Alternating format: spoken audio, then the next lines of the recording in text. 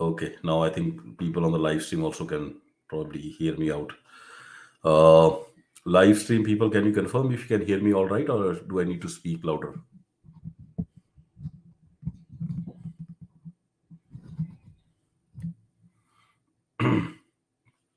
Okay, so everybody can hear me. So I think we should probably start because it's going to be a long space. Uh, I've kind of scheduled this space to actually go through all the evidence and facts regarding the bombing of Air India Flight 182. It's a flight which was bombed, came down over the Atlantic Ocean on 23rd of June 1985, killing 329 passengers on board. One of the deadliest terror attacks on Canadians ever. The flight had took off from Canada, and majority of the people who were on that flight were Canadian citizens. More than 80% of the people on that flight were Canadian citizens, though 90% or more than 90% of them were Hindus, and their origin country of origin was India. And a very tragic and sad end. Almost everybody on that flight perished. This was one of the most expensive investigations ever conducted in the history of mankind into any terror attack.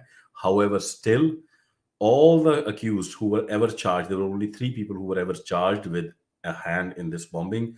All of them got scot free.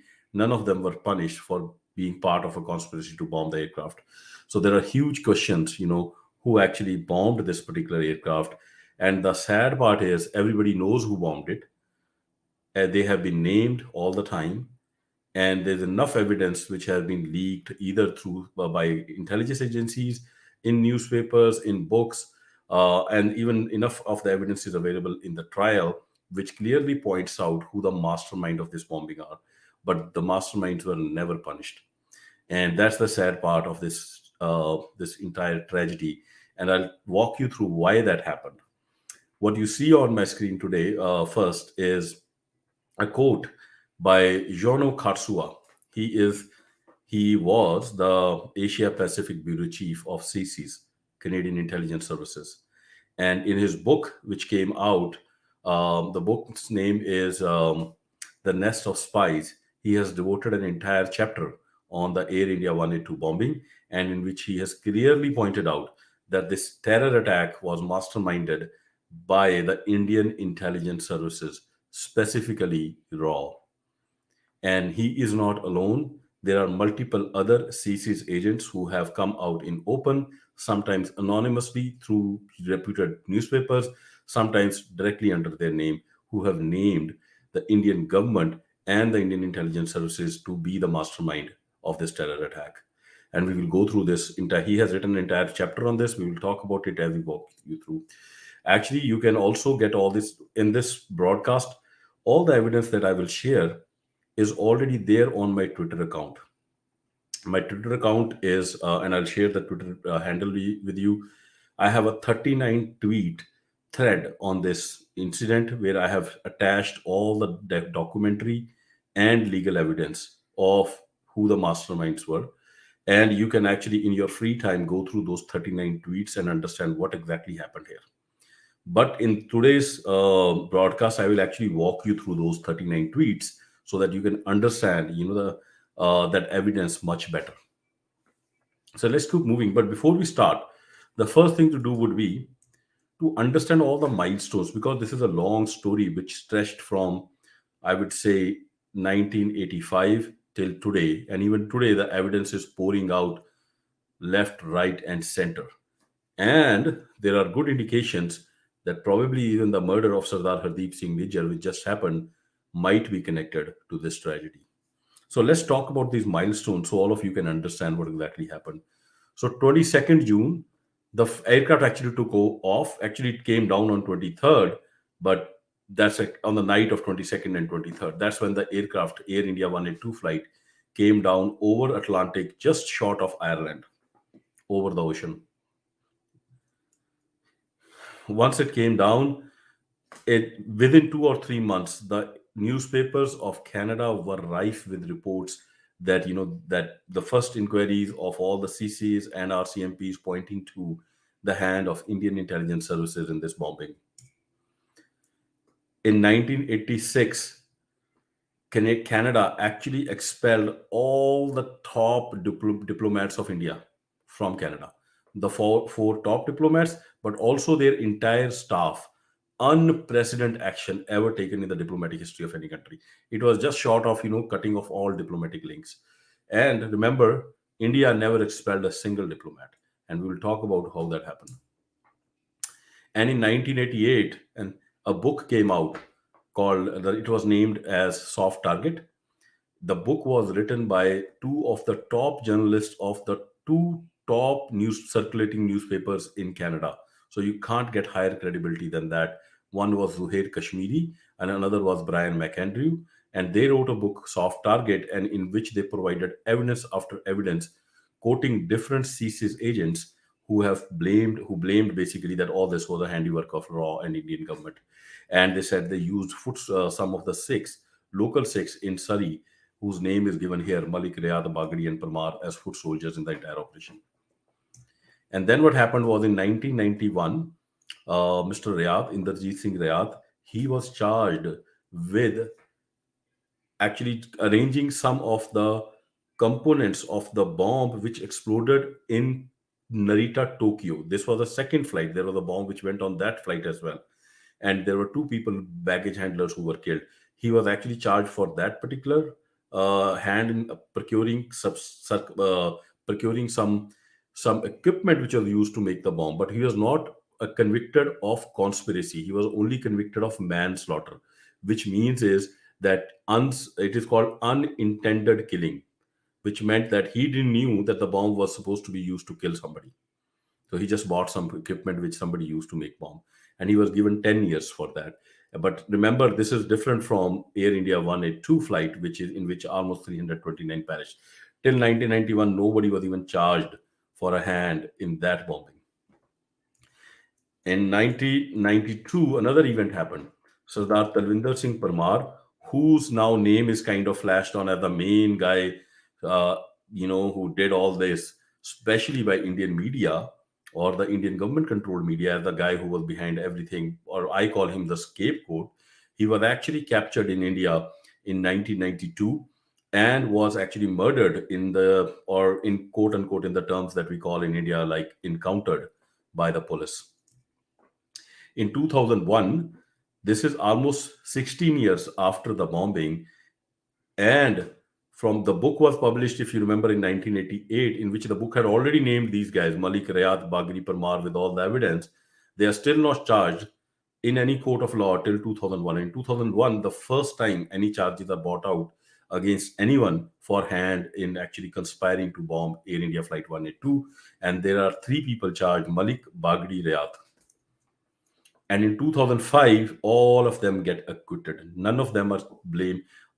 RCMP is not able to prove that any of them had any hand in conspiracy to bomb the aircraft.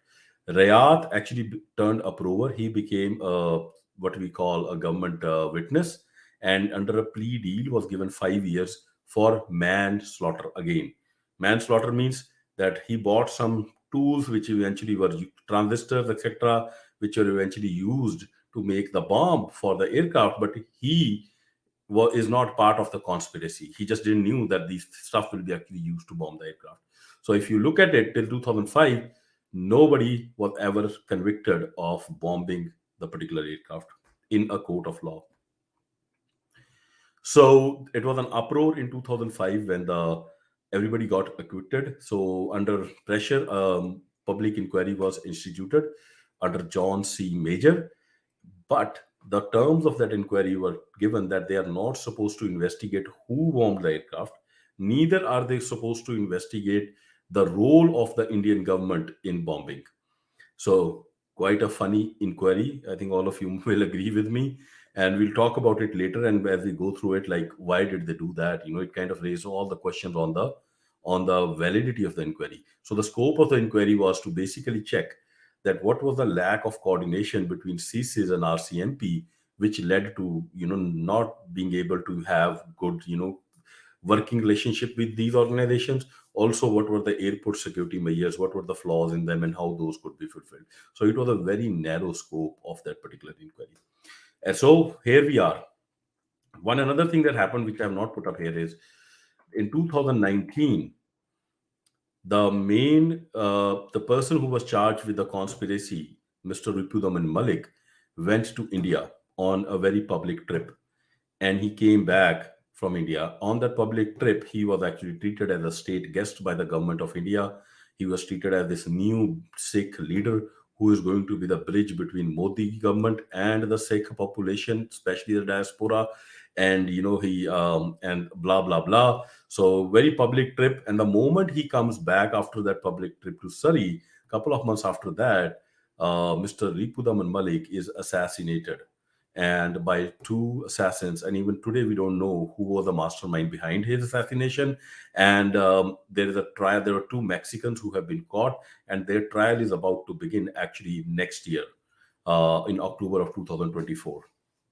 So this is, the main milestones. If you ever want to know what all happened, there's a lot of misinformation and disinformation people spread. Like, especially there is this person called Terry Molesky who worked for CBC, and he keeps coming up kind of telling people, oh, there have been so many inquiries and so many court cases.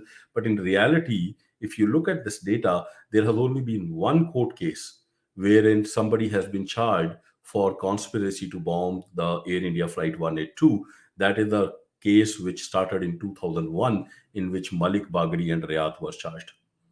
After that, this whole inquiry that is quoted as this big inquiry, which has found the mastermind, was actually not even given the terms to go into the conspiracy angle or to investigate anything. They were not supposed to fix the responsibility for bombing.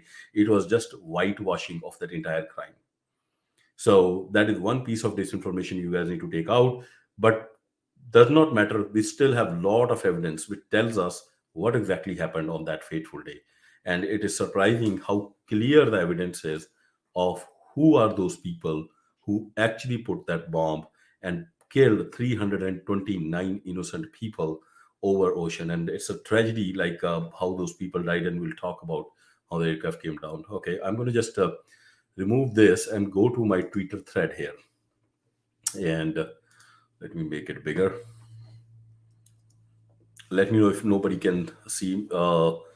Wave your hand or something if you can't see it. And as we are here, I will also take one speaker to come along. Maybe I'll take Rolaji, if you can take the co-host, or if anybody else can take a co-host, just in case my phone does not drop signal. So I'll invite a couple of people as co-host. Okay, perfect. So this is what we talked about, the very first slide. This is the tweet thread that is on my profile, on my Twitter handle. My Twitter handle is moksha0013. You guys can go there. This particular tweet thread is pinned to my profile, so this should be the very first thread that you see. So in your free time, you can go back and actually refer to all these tweets. So what exactly happened on 22nd June 1980? Actually 1985. It's a typo here.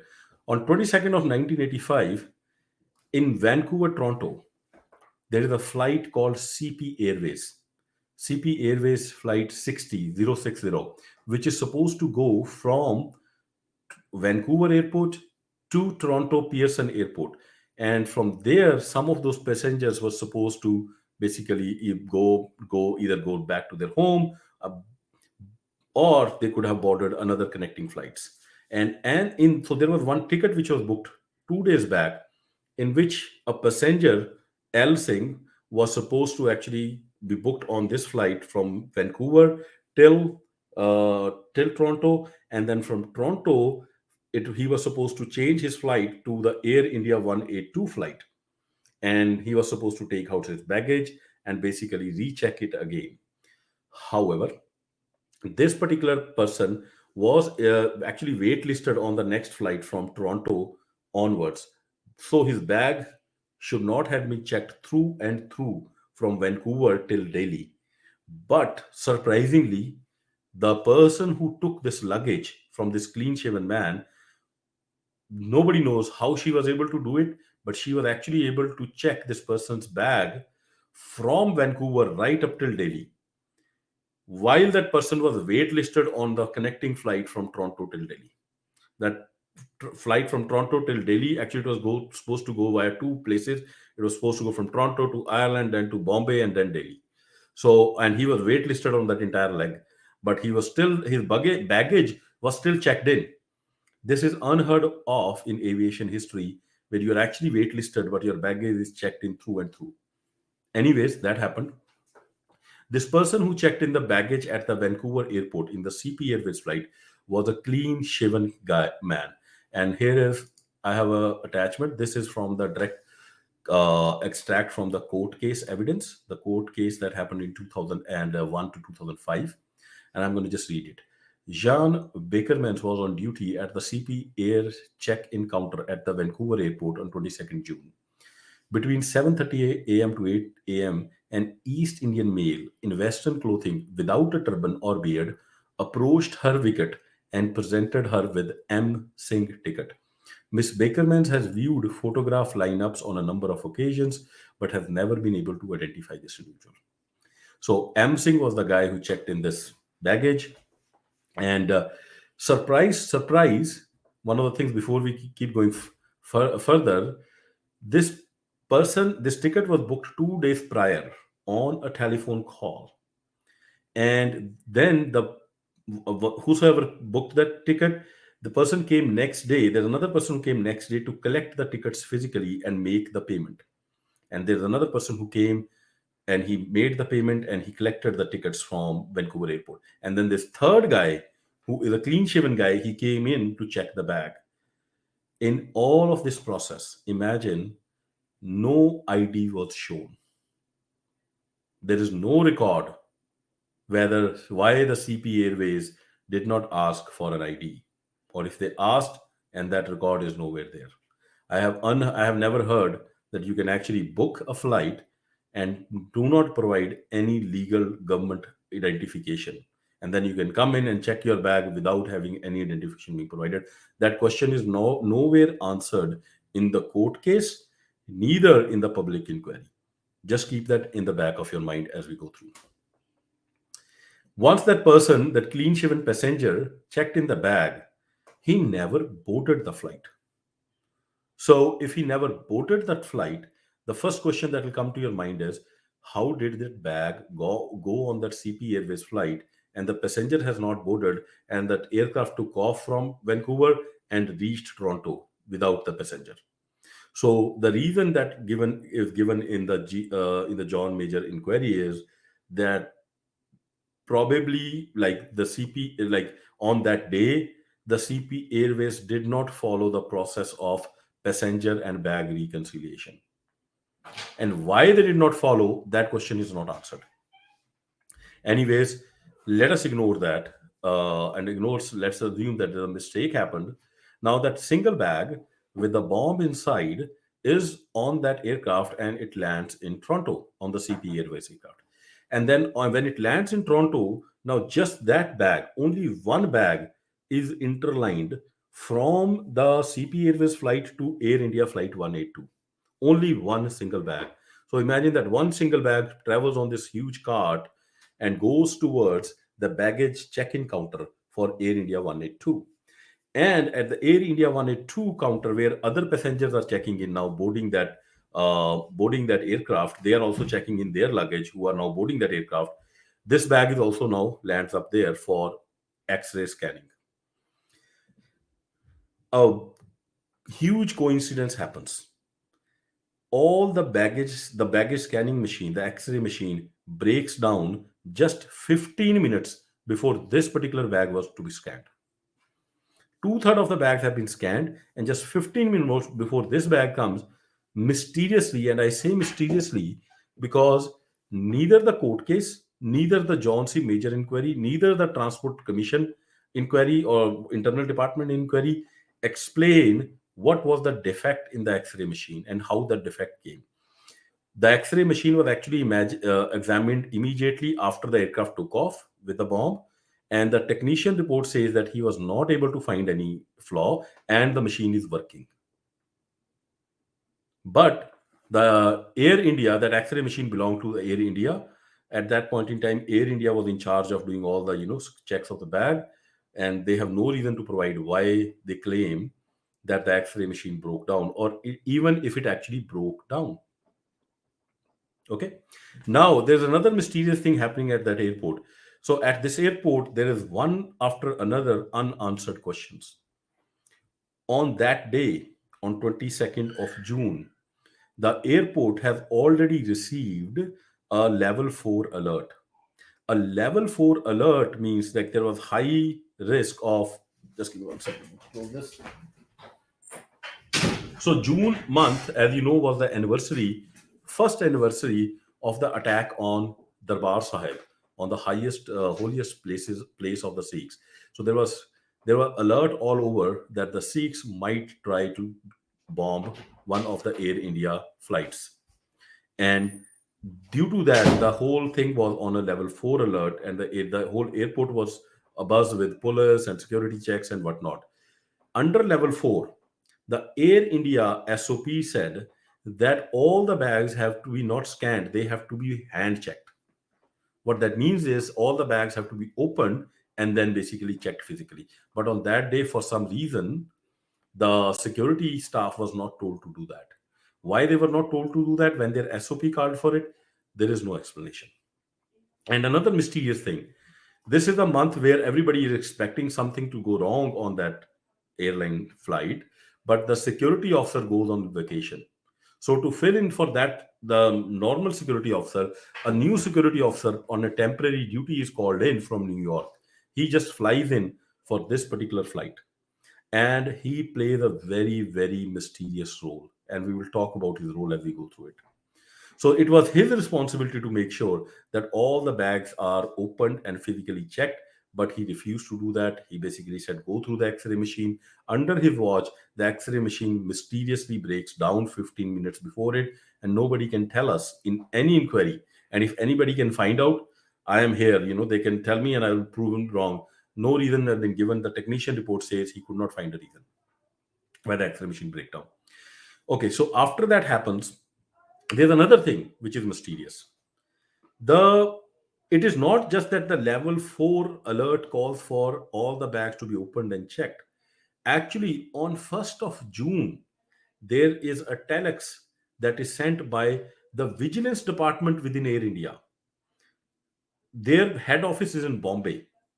That head office sends a telex out to the all Air India offices in Canada that in the month of June, there will be an attempt by Sikh militants to actually check in a bomb in checked luggage onto a flight in the month of June. So it is that specific. It comes out on 1st June.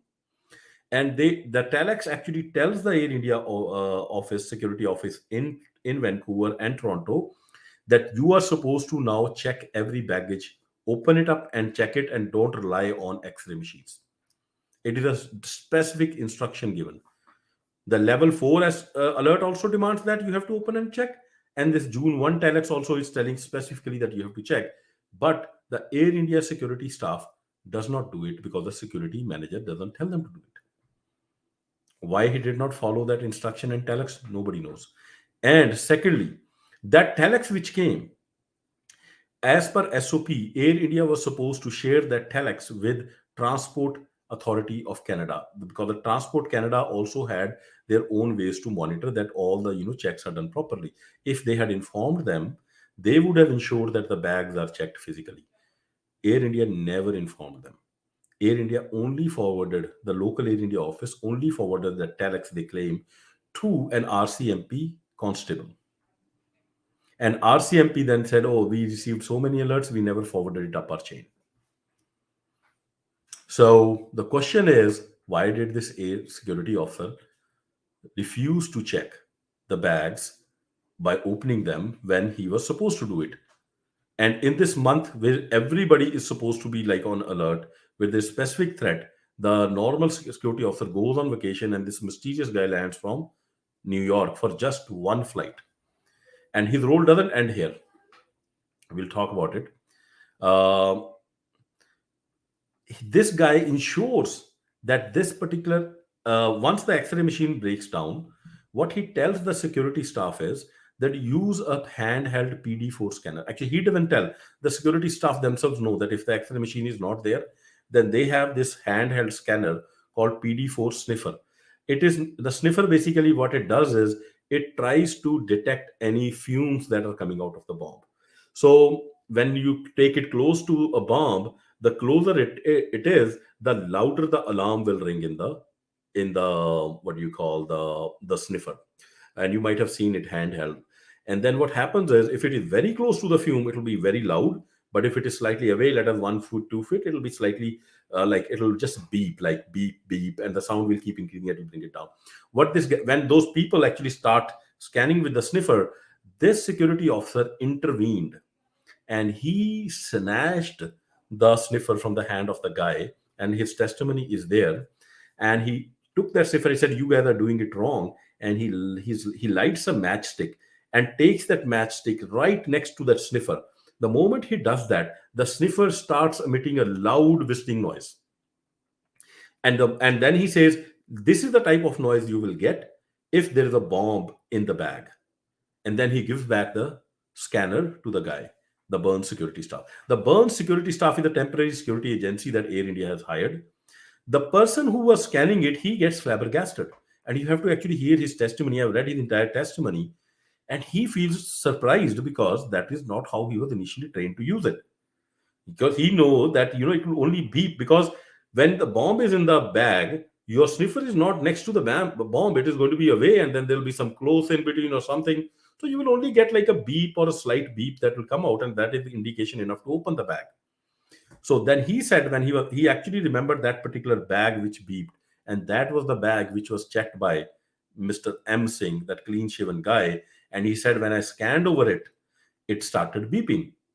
But because the security officer had just given me this instruction that it has to give a loud whistling noise, I got the beeps once, I did it twice, I again got the beeps, and under pressure from his quick, immediate demo, I basically let it go through. And it is not just that security personal staff which actually gave that testimony. There were other people there standing there. There's a lady who was standing. She also noticed this kind of behavior by the security officer. And in fact, if you read the testimony given by that guy, he was a young boy at that point in time. It's kind of evident that he was even scared, because he realized that there is something fishy going on, that the security officer is giving me these kind of strange instructions. Okay, and this is not the only strange thing that is happening here on this airport. As I said, the level 4 SOP demanded that you have to open all bags and check them, which this guy refused to do. The X-ray machine mysteriously switches off without any fault. He gives a false demonstration so that the bag is not supposed to be now open up. There's another check. The level 4 SOP demands that if there's a level 4 alert, then you should sniff all the bags through a dog. Not only the bags, you have to sniff the entire aircraft, as well as the cockpit, as well as the cabin. Everywhere, Bob sniffing dog has to sniff. But on that day, even after level 4 alert, even after the whole world knowing that June month is the risky month, it is the first month of anniversary after that attack in on the sixth holiest place, there is all the dogs of all the airports in Toronto have gone for training to Vancouver. Very conveniently. Not a single bob sniffing dog of the airport is available in Toronto, and neither is it available in Mirabel. This aircraft will actually go from Toronto to Mirabel first. They have gone for some mysterious training, and how all of them were sent for training, nobody knows. Okay, even if they go for a training, there is an SOP for that. The SOP says that the security officer of that airline should actually coordinate with the local police. There is a backup dog available from the local police, and he should make sure that the backup dog is available. This security officer never coordinated that. He never informed the backup dog that, hey, all the dog squads are on training. Please come and be available to sniff my luggage while we are on this high alert, with a specific telex that have come from Air India itself. No explanation was provided by the security officer. The security officer's name was John D'Souza, and he was described by people as a guy with a military demeanor, with a handlebar mustache, and who basically spoke with lot of authority. Basically, he was some ex-military guy. And people who have worked in India at that point in time, we know most of the Air India security officers are ex-military or some kind of a security service. So he was an ex-military guy who basically then did not follow any SOP. He basically did not even have that backup dog. No, no explanation was provided why that backup dog was not called by the security officer. Okay, great. This bag is now on the aircraft. Now we know that the passenger has not boarded the aircraft. This information has to be available with this security officer. He still clears the aircraft to take off. No explanation has been provided why that happened. And you might say that Air India did not have a process to reconcile bags and the passengers who has boarded. No, there were only two airlines in Canada at that point in time who had a full, you say, a proof mechanism. It was called security numbering system, to check whether the passenger whose bag is there on the aircraft, that passenger is also there and the aircraft does not take off. And those two airlines were Air India and Lufthansa. How do we know this? Justice Karpal Committee, but there's another inquiry which India launched, in which the lawyer asked this question to the RCMP guy who gave there for testimony. And he asked him, and I will show you this extract of it. He asked, did they not have a system to reconcile? He said they had. He said, which airlines? He said, Lufthansa and Air India. None of the inquiries, even John C. Major inquiry, satisfactorily answers this question, that how come then the aircraft took off with the bomb bag while the passenger is not there. Anyways, this another thing happens while all this is going on in Toronto. Okay, this aircraft has to go from Toronto to Mirabel, which is on by road it is 3 hours, by flight probably half an hour. At Mirabel also, it is supposed to pick up some passengers before it starts going towards Ireland. Are actually checking in the luggage. They found Mirabel is also on level 4. There are supposed to be now dogs here. Mirabel, when they're checking the bags, the security staff there figures out two very suspicious looking bags. They have wires coming out. So they took those bags out and put them on the side. Now, the SOP of Air India and Transport Canada says if you ever find two suspicious bags, you have to basically get the bomb dog, and check all the bags, hand check the bags, open the bags, and also have all the bags sniffed, all the aircraft sniffed, the cockpit sniffed for bomb. Now, as I said, on Mirabel also, all the dogs were on training for some reason. And this particular security officer was supposed to keep the backup dog. He had not kept the backup dog. And not only that, these two bags were identified at around 7 p.m. Even if the backup dog was not on the aircraft, there was enough time to call the backup dog so that the person can come. That person was 1 hour away in total prep time, and all that time is actually calculated and given in the inquiry. At 7 p.m., the security staff of Air India in Mirabel identifies these two bags and they put them on the side. They do not inform any authority. They do not inform the RCMP. They do not inform the backup dog. They do not inform Transport Canada. Nobody. And what happens is at around 9 p.m., the uh, Air Canada staff notices these bags, that these are suspicious bags that the Air India guys have kept on the site. So he gives a call to the Air India supervisor at 9 a.m. and says, hey, you guys have this bag in 9:10. And I'll show you that where he calls up. And he asked them the question that why you should actually call the backup dog, you should get everything sniffed. But Air India does nothing. Let me just show you that extract.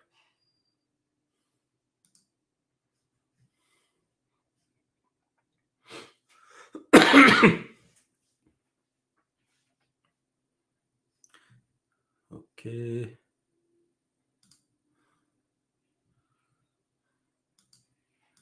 Okay, while we are, I'll pull that out.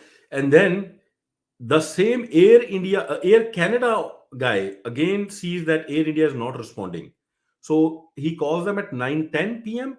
Then he calls them again at 9:45, the Air India staff on the telephone, and says, these two bags are still lying here. Why have you not called the informed RCMP and called the backup dog? Still no response. So the bags are identified at 7 p.m. We are almost 9:45. This guy keeps waiting, the Air Canada guys, and he sees that Air India guys are not interested in informing the police or calling the backup dog. So at 10 p.m., when he sees them not acting, the Air Canada guy calls the RCMP, not the Air India. The Air Canada guy informs the RCMP that these guys have two bags lying and might have bombs. Please call the dog. The RCMP is informed at 10 p.m., which is 3 hours after these two bags have been identified. And they immediately call the guy to come up with a backup dog, and that guy is 60 minutes away. It will take only 1 hour for him to arrive. So what happens is, while we are at it, let me make sure that you guys can still see me. Mm, okay, great. Yeah, I'm still, my screen is still shared. Now, this backup dog have been called at 10:15. Now, in the meanwhile, this is happening in Mirabel. This aircraft have landed here at 8 p.m. Around 8 p.m. from Toronto have come to Mirabel. Well, all this drama started here, where the bags are still lying outside. 8 or 9 p.m. Something somewhere between 8 and 9. Now, what happens is, now this aircraft now should ideally, now it is Mirabel, should wait for the bomb dog to arrive so that everything can be sniffed. This security officer, which was in Toronto, actually boards this aircraft, comes with this aircraft from Toronto to Mirabel. And in the Mirabel, he gets off the aircraft, and then he goes to the RCMP is already on the Air India counter and telling them that our dog will come and will check these two bags. You have to get everything sniffed. He actually, the moment he alights, he comes in there, he gets his aircraft loaded with whatever has already been checked. He refuses to hand check all the bags. The policy is that if you have this kind of suspicion thing, you have to open and hand check all the bags. Does not he doesn't he after no, you can just board them like this. And then he starts fighting with the RCMP and Transport Canada official that we have no time to wait for the dog to come. My aircraft has to take off, because otherwise it's going to be a big financial loss for Air India. This same security officer. This is all documented, and I'll show you the extract, where it's kind of, it's part of the John C. Major as well as the Transport Canada kind of a briefing. So this security officer then basically fights with them. He's Air India security officer on temporary duty, and he said, no, we have no time to wait for the dog. And first, they don't inform the RCMP for 3 hours. If they had immediately informed, the dog would have been already there and would have taken, maybe maximum 1 hour to check everything. They don't inform deliberately. It is Air Canada which keeps calling them. Even then, they don't inform. And then Air Canada guy is responsible enough to actually call the RCMP and inform them. Let me pull that out here, and I'll show you that exact.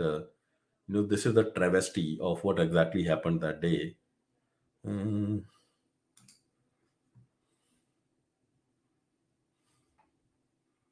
Let me just give me one sec.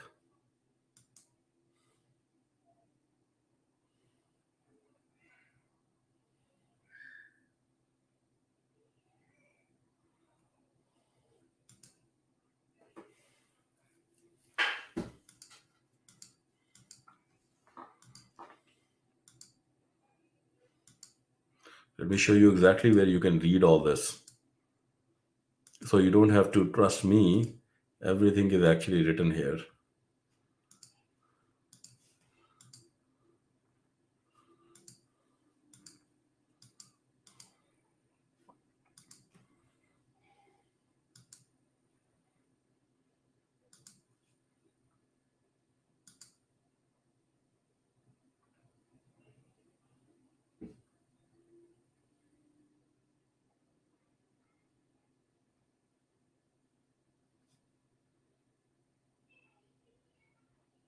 Okay,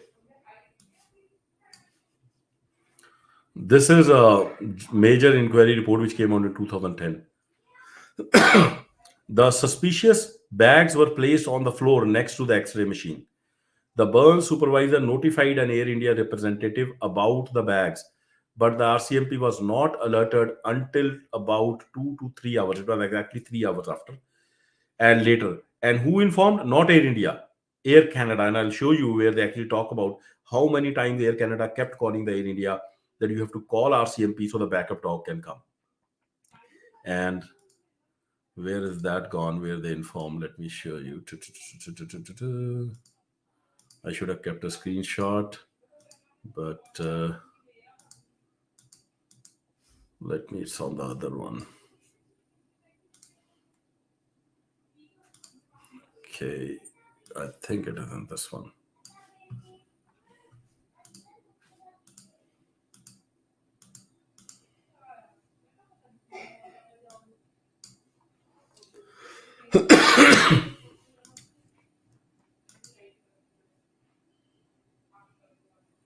Yeah, here it is. Read this. The three suspicious checked bags were located at Mirabel on the evening of June. This is now Mirabel, where they have already identified these bags. Although the Burns supervisor notified an Air India representative of the discovery shortly after the first bag was flagged, RCMP was not alerted of this fact until 10 p.m., which is 3 hours after it. If RCMP was told immediately, they would have called the dog. It was just 1 hour away. And see who informed RCMP, not Air India. Air Canada's operation supervisor had contacted Air India at 10 because they saw like nobody's informing RCMP. So they call Air India and say, hey, these are, your bags are lying. Why have you not informed us? And again at 9:45 regarding the bags. And at approximately 10 p.m., the Air Canada, he contacted the RCMP directly as the Air India had not done so. The RCMP was barely aware of the situation when Air India Flight 182 departed. And then the flight had landed and they left at 10:13. The dog squad was only informed at 10 p.m., the backup dog squad, and he arrived by 11 by the time the aircraft all had left. And this is so you see the steps, that the missteps, or I would say the deliberate, I would say, missteps, which were taken both at Toronto and at Mirabel, all by this mysterious security officer called John D'Souza. And I'll show you, where this is the court testimony, wherein how that guy actually misled the security staff in how to use that scanner. And I'm going to read verbatim. The Air India security officer directed Burns personnel to use a handheld explosive vapor and trace detector to complete the screening. One of these Burns personnel, Naseem Nanji, testified that the Air India security officer instructed them to listen for a whistling sound, which he demonstrated by holding a match flame to the device. Ms. Nanji observed her co-workers screening suitcases with the PD4 sniffer and testified that she heard short beeps from the device on more than one occasion that afternoon, but did not hear any whistling sounds. And then if you read the whole testimony of that particular person, he basically talks about that brown bag with the zipper, which had the bomb in. And he said, I got the beeps from that particular bag. This is the one of the large reddish brown suitcase with a heavy bag, tripper beeps from it each time it passed over the bag. But they had to just let him through because this particular, I don't know whether to call him gentleman or whatever. Okay. So while this is going on, the security officer is making sure that the bomb is on the aircraft. There's another bizarre coincidence.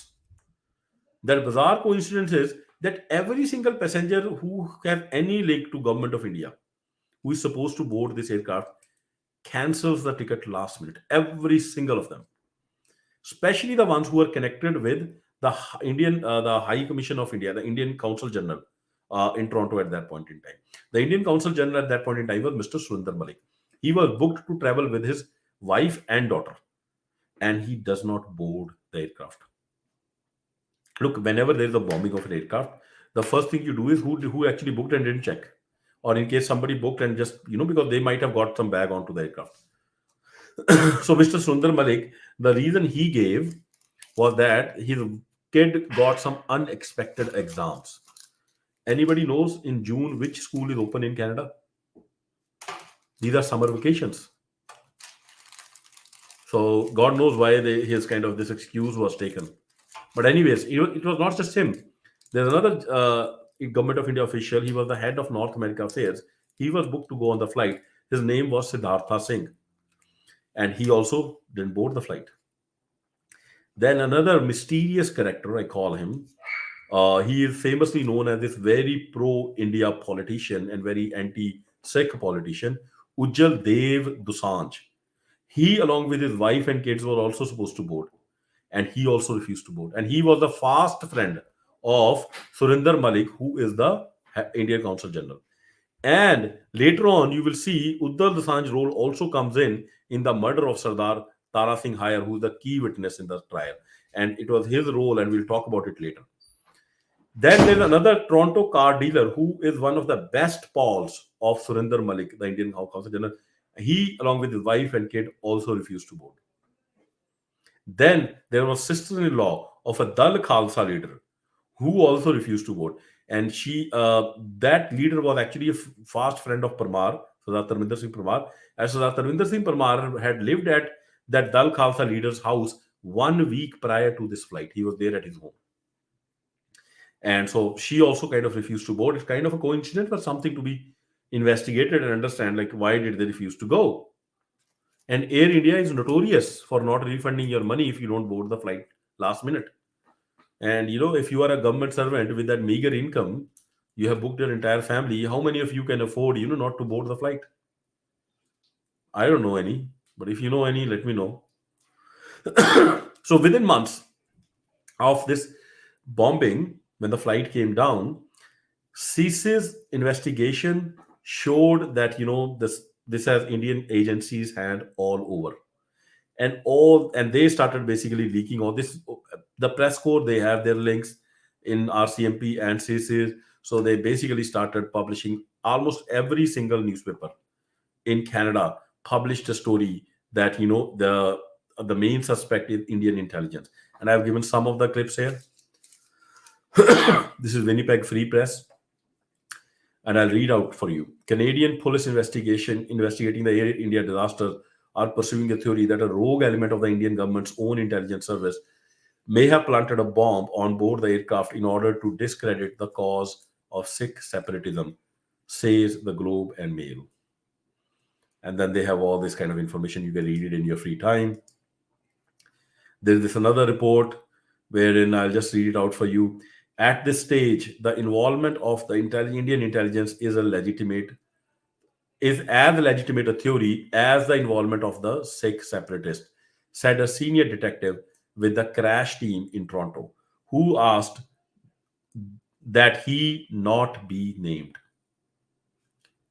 According to the investigators' hypothesis, some members of the intelligence service, acting on their own initiative, might have decided to discredit the Sikh separatist cause by planting the bomb or by arranging to have it planted by others. The crash investigation team does not believe that it was sanctioned at the top. They said somebody low might have done it. Again, according to police sources, the notion that the Indian intelligence agents might be involved was first raised and pursued just after the crash. The police reasoned, etc., etc. So you can read all these. There are not one report; there are multiple reports. And if you don't have access, let me know. I can send you the copy and dump of all those reports. I probably have more than 20, 30 cuttings of these newspaper reports which came out just months after this investigation started. Okay. It was not just that. The CC agents were also blaming, like in their investigation, they were blaming the Indian government. And I'll show you some extracts from the book Soft Target, which actually came out later in 1988. But this is what they were talking. So convinced had CIS become of the Government of India connection that at one Air India task force meeting, a CC's agent had seriously suggested that if you really want to clear the incidents quickly, take vans down to the Indian High Commission and the consulates in Toronto and Vancouver, load up everybody and take them down for questioning. We know it and they know it. They are involved. This is a direct quote from a CC's officer. and no less than Globe and Mail, the highest circulating daily of Canada, is quoting the CSIS intelligence agent directly. And this is what other things they talk about, that what was happening between the RCMP and CSIS at that point in time. So the agent said at that about the time the RCMP was making its November arrest. In November, they arrested Sardar Talvinder Singh Parwan and they let him go, and we'll talk about it. Two senior CC's officials in BC described at a CC meeting their version of a criminal flowchart on Sikh violence in Canada. So they basically described, what kind of a chart they had, criminal flow chart they make. Have you seen movies like this is the mastermind and who are underneath them? And he described how the chart looked. At the very top, they placed the government of India, and in brackets beside it, the Secret Service Bureau, CBI, RAW, third agency. There was actually a third agency which was acknowledged that was created to discredit Sikhs. Below Government of India were the names of Indian agents of influence and agent provocateurs. Below these were the supporters of the Babbar Khalsa, many of them suspects in the two bombings. CC's agents believed that the RCMP task force was setting its sights too low in the investigation. So basically, they were saying at this point in time, there was almost like a rift also coming up between CC and RCMP, where CC was getting all the intelligence and was focusing on the masterminds. RCMP was happy, that okay, we'll catch these guys who actually put everything, did everything. The foot soldiers, we'll go after the masterminds later because they almost have diplomatic immunity. The influence of the Indian government seemed to crop up practically everywhere as CC agents investigated the Sikh separatists either as national security threats or as suspects in the Air India and Narita bombing. A case in point was a bombing incident in India less than a year earlier that was remarkably similar to the Air India catastrophe. There was actually a very similar bomb which exploded on Madras airport, and same methodology was there, same type of bomb was there, and we'll talk about it later if we have time. So I kind of gave you these extracts uh, from which are quoted by Globe and Mail, where they're quoting the CC. They were direct quotes. Now, all this, as evidence was piling up, there was this, soaring of relationship between CC and RAW, because RAW had there was intelligence coordination between these two. So, the situation became so dire, and this is what the CC agent quoted. CSIS forbade its operatives to contact Indian agents. It had concluded that the Indian intelligence agents were more of a threat to Canadian security than a helping hand to Canada's domestic spy service. If I was having coffee in a room with a Mountie and a raw agent walked in, I would get up and leave the room, said Gibson, which is a CC agent. These extracts are from the book Soft Target, as I said, written by Brian McIntyre and Zuhair Kashmiri, and they're quoting CC agents directly who were their sources and published in 1988. So this is what was happening in the background as per them. Now, why you give credibility to these two agents? Because they published it. They are the highest credible. You don't publish, like Globe and Mail will not publish a story out of this. Like I can say someone CC's agent told me this. Not Globe and Mail. They have legal liability. They have editorial control. If any of you have ever worked in a top media organization, you will know each and every line that you write will go through your legal department and your editorial. You'll have to, between the editorial team, you'll have to confirm the source, and they can't go ahead and lie that okay, we have two fake CC agents, and we are just going to quote them. So that carries a lot of credibility because of that. Secondly, none of this information was ever denied officially by CCs. Not a single denial ever issued. If there is one, show me. Okay. So what Zuhair Kashmiri and all tell us is that why this was happening, why this hand was getting buried, like why the CCs were being told not to go that route and just bury it, and we'll just expel these diplomats and be with it, because of primarily of a deal that was happening between India and a trade deal. And a key person in that was the Minister of External Affairs called Joe Clark. He was already known for being very insensitive towards the Sikhs overall. And he didn't want to jeopardize that trade deal. That trade deal was specifically for a pipeline. It was a $2 billion deal at that point in time. That was a big number. And then and if you kind of upset India too much, then that deal kind of comes under question. So the external affairs were putting a lot of pressure on RCMP not to go that route of actually figuring out the masterminds. Let's just keep it on the foot soldiers, punish these guys if we have to, and then we move on with it. Under pressure from external, all talk of Indian had to be buried. Indian hand had to be buried. He not only did that, he was also running a campaign to shield Indian government from any criticism on their human rights record. But as things had it, while he kept working, thinking he's gonna get a deal, ultimately they never got the deal. And once the deal was not given, they started expelling in 1986 all the Indian diplomats that we talked about. That was such a unprecedented event that all the top diplomats of India were told to leave along with their staff. But India never expelled anybody back in retaliation. So the question is, why did India not expel anybody back in retaliation? While we are sending four of their diplomats just 1 year after the bombing. So this is what caused the coming out of the book called Soft Target. This book was published in 1988, and this book, I believe, was primarily driven, and also from my sources, was primarily driven because the CC agents were so frustrated by the behavior of their own government in kind of burying the truth and not exposing the information to the public, that ultimately this was leaked. And intelligence agencies do that all the time. Those two agents then went to Brian McAndrew, Zuhair Kashmiri, and everything was kind of published in this book called Soft Target: India's Intelligence Service and its Role in the Air India Disaster. I totally recommend all of you guys should read it to kind of look at it. There's a lot more evidence than what I have shared here with you, what they said, what was going on in the back. This book was published in 1988.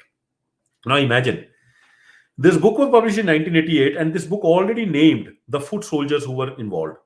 So it named that Rupidaman Malik, Ajaib Singh Bagdi, Rayat, and Parmar were all kind of being used by the Indian government.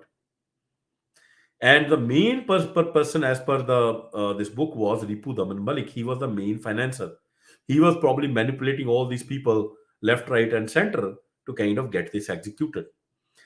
And Ripudaman Malik, the book revealed, and this is in 1988 itself, they told that Ripudaman Malik has been given a $2 million credit line by Government of India, State Bank of India branch in Surrey in 1984 itself.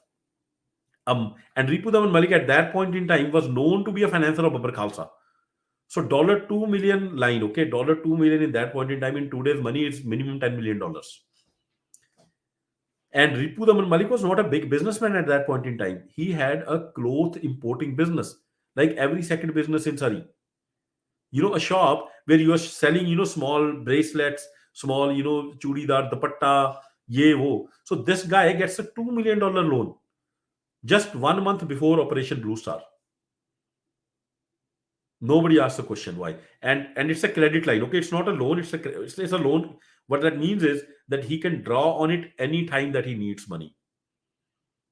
And that's probably makes sense because if he will say he have to do something, he'll probably call his handler in the consulate, and they'll say, okay, go ahead and draw 50,000 approved, and he'll go ahead and draw.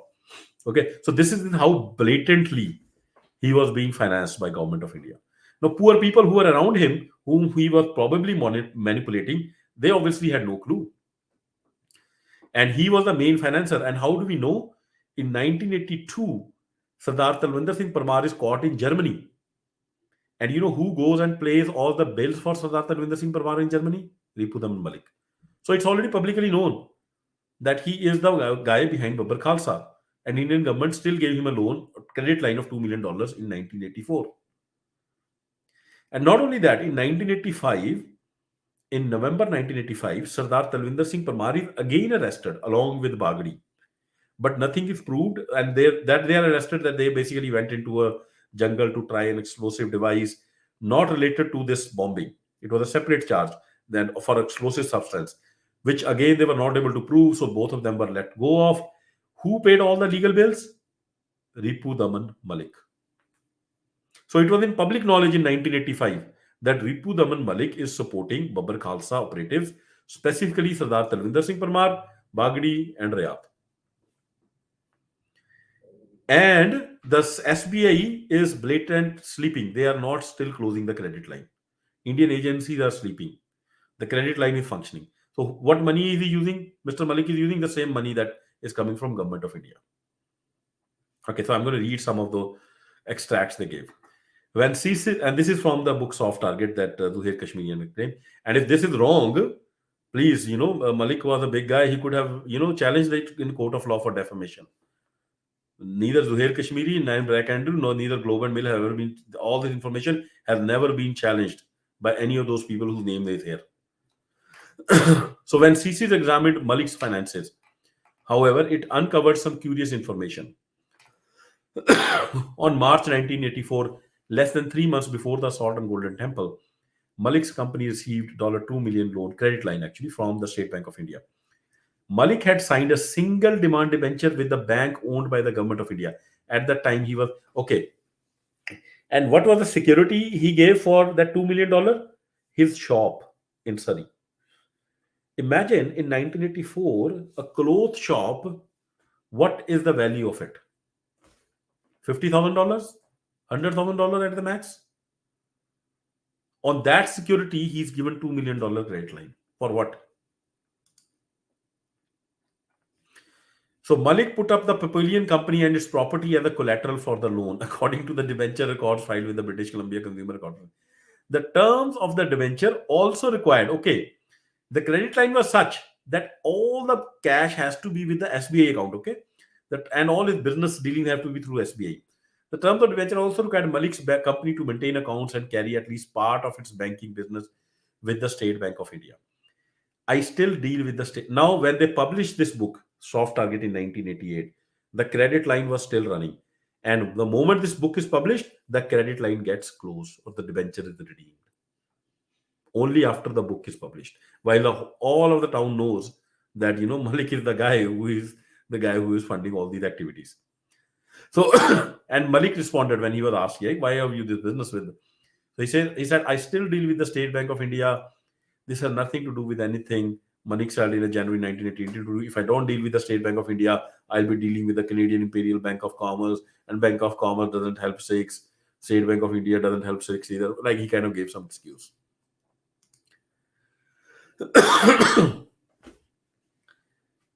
Okay. I will close this. And I've already covered that he was the guy who basically, was funding all the Babar Khat activity. Now, there's a curious incident that happened here. I will just point one out. Because you guys see that kind of speech come out many times. So, Mr. Malik was not only financing Sardar Talvinder Singh Parmar. Sardar Talvinder Singh Parmar, quote unquote, had a real estate business, but all his real estate purchases, the primary ones, he actually bought a land and he developed like a shopping center on it. That all that money came from this guy, Mr. Ripudaman Malik. Same with Bagdi. Bagdi also bought a house. That house money was supplied by Mr. Ripudaman Malik. This is all part of the court documents. And in you guys must have seen sometimes these Hindu nationalists show you a speech where one young Sikh boy is basically saying that we are going to kill 50,000 Sikhs. That in New York, Madison Square, that was actually, after Operation Blue Star, all the Sikh organizations got together and called a gathering of Sikhs worldwide in Madison Square in New York. And it was in, I think, July of 1984. And both Sardar Talvinder Singh Parmar and Mr. Bagdi wanted to go there. But Sardar Talvinder Singh Parmar was stopped by the American Border Police. But Mr. Bagdi was able to make it. And he reached, and he is the guy who made that speech. Now, his speech might have been whatever because we don't have the full speech. But only he made that one sentence, and it could have been, in kind of flow of the moment. And he said, we will not, rest till 50,000 Hindus are killed. Now, that entire event, most of the, I was not there. Maybe there's Bobby Paji Agane, he might have been there. I don't know what the mood was, but the only reel that you find from that entire event is Mr. Bagdi making that one sentence, that 10-second speech. None of the other speeches, which probably were calling for a more peaceful, approach, were actually, you don't see those videos. It's all about the 10-second speech and that's kind of floated around to show, oh, this look, Sikhs were already planning to kill people. Okay, now surprisingly, or should we say unsurprisingly, the Canadian government took zero notice of all the evidence in the book Soft Target. Okay, because already the matter was already kind of, cover up was already agreed upon between these two countries, apparently, because nobody was charged. And this Soft Target had all the evidence that, okay, $2 million is with Malik, Malik is the guy who's giving it, but nothing, nobody is charged. The only charges come out are in 2001. So what happened between 1980 and the same guys are charged who are named in this book. Okay. So but so then you will ask, why are they charged in 2001 when it was buried? Why did they end up RCMP actually putting up a charge sheet against them?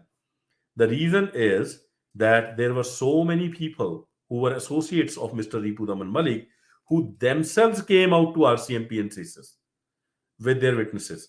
Not they didn't come out of an investigation.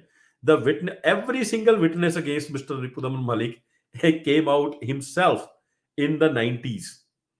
So now RCMP was in a fix. What do you do if there are five people who come and say, I know this and this is the guy who did it? You'll have to kind of file some charges. So that is why I would say RCMP, this is my reading, it was a reluctant case filed by RCMP. RCMP actually manipulated, and there are a lot of questions on the role of RCMP, how some of the witnesses were murdered, and why the no conviction was obtained in that case. And we will talk about that as we go through. You will see how strong the evidence was against these guys. Direct testimony of people who are saying, this person told me he did X. You rarely get it in a criminal case. Generally, you will get like association, like, oh, we found some DNA thing, he gave a call and he must have talked to somebody. You rarely find like direct witnesses who are saying, this guy did it, I know on X day, this is what he told me. And still, none of that evidence was accepted, and and due to multiple reasons. And we'll talk about it as we go through. Meanwhile, Sardar Talvinder Singh Parmar goes to India because he is a militant, and he was openly, advocating a fight with the Indian government, and he gets caught. Now, in 90s, by this time, Indian government has started naming Sardar Talvinder Singh Parmar and saying he's the guy who's the main guy. So they catch him. What would you expect the Indian government to do? The first thing they should do is, he is a Canadian citizen and he has killed Canadians.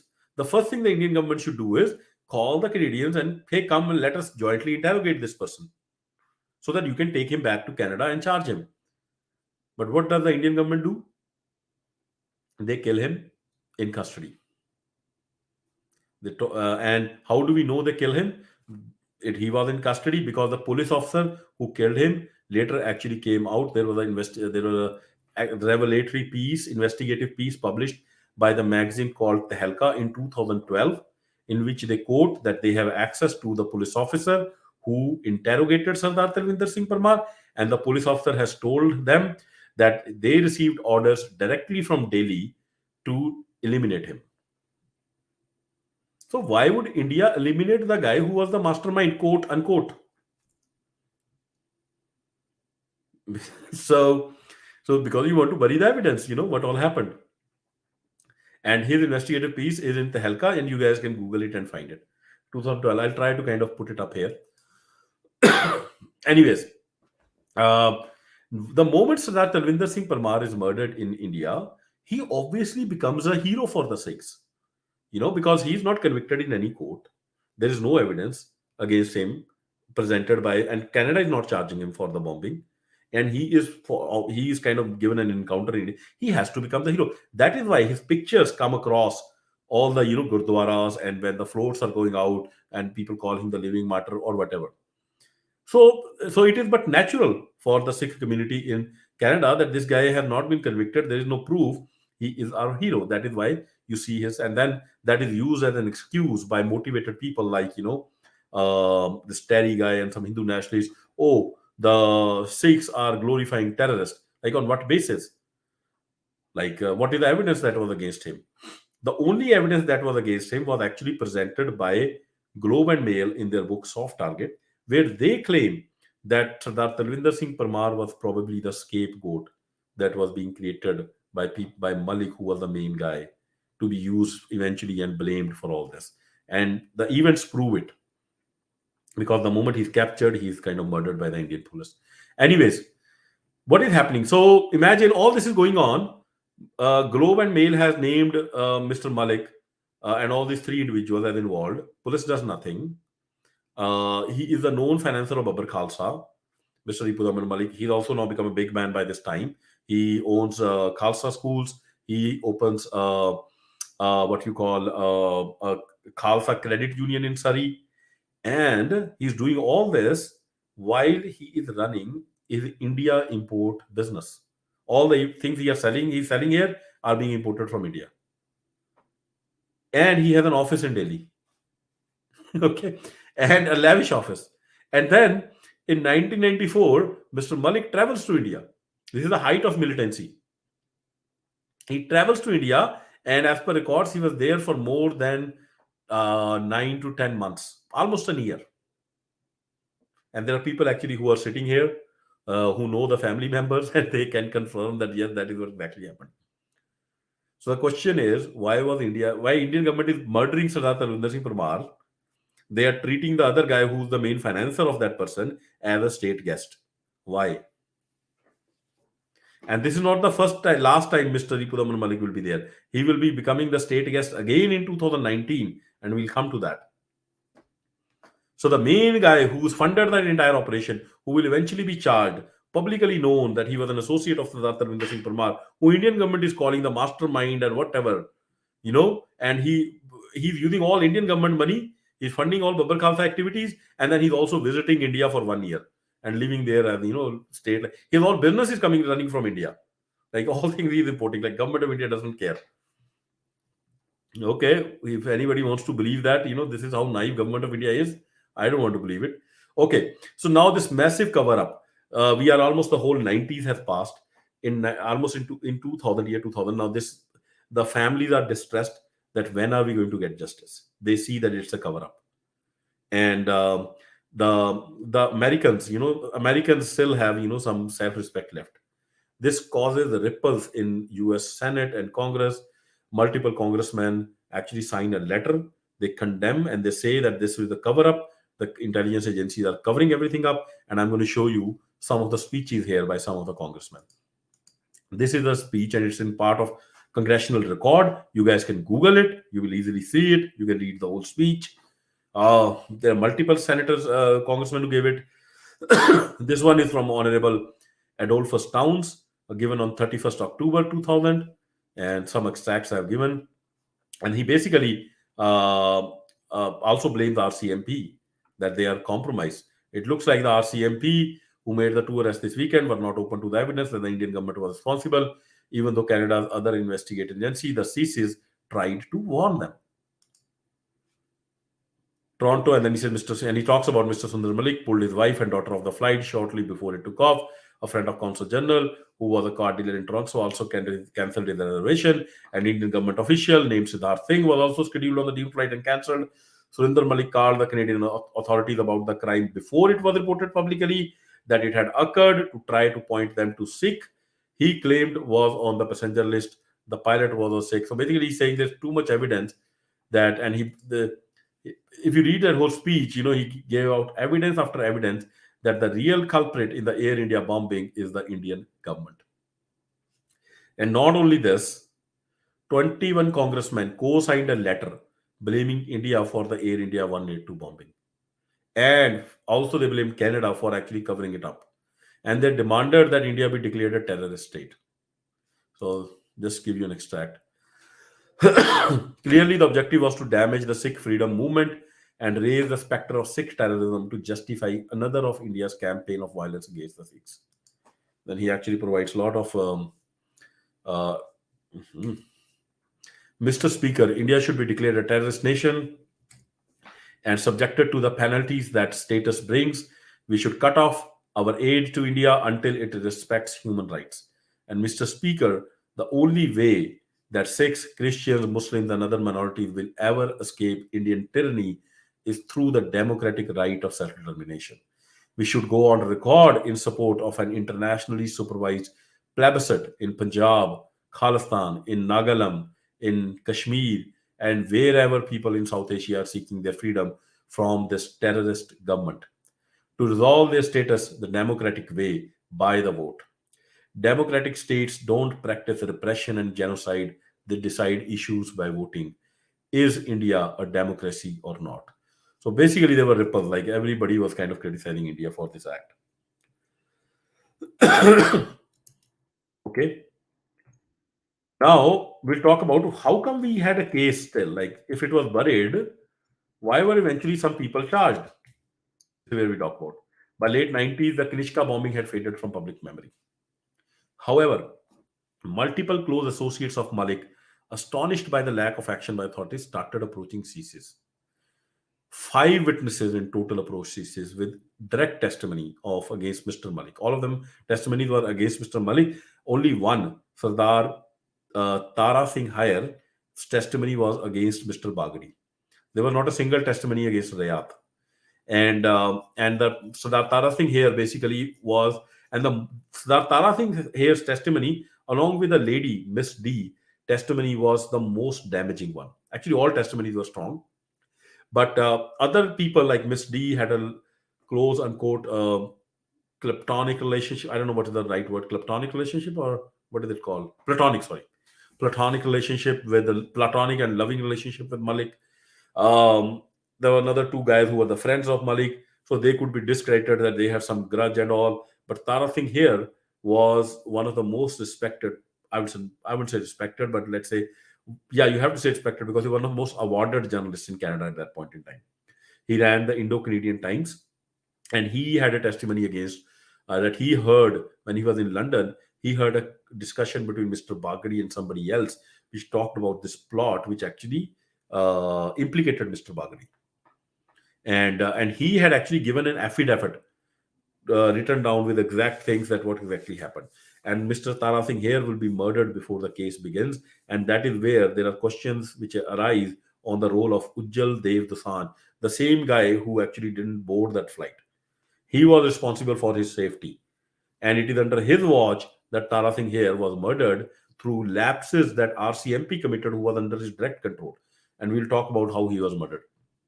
Okay. With five witnesses approaching authorities with corroborating testimonies, RCMP was left with no option. They had to charge Malik, Bagadi, and Rayat for the Air India 182 bombing. Crown reluctantly charged all three in 2001. Malik's lady friend, Miss D, was the star witness. And this is Sardar Tara Singh Hair. Now, Sardar Tara Singh Hair was murdered before the case could begin. And this is not the first time he was attacked. There was a bomb left in his office in 1985. Then a guy shot him in London in 1988 or 89 because he originally was a Khalistani himself, but he had become a staunch critic of people like Babar Khalsa, Sardar Talwinder Singh Parmar, and other. And he said, okay, they are using violence, which is not the right way to kind of take this struggle forward. So there was an animosity that had developed between them.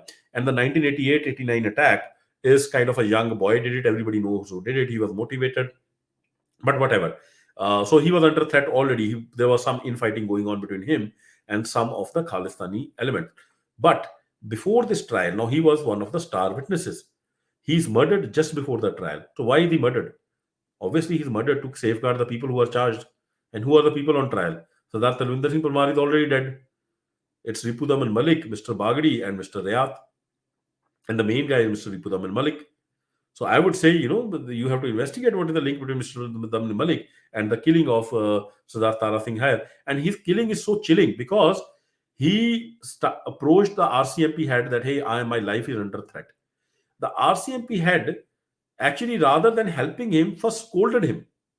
Like his approach was so condescending towards providing support, security to Sardar Tara Singh Hair, which is like amazing.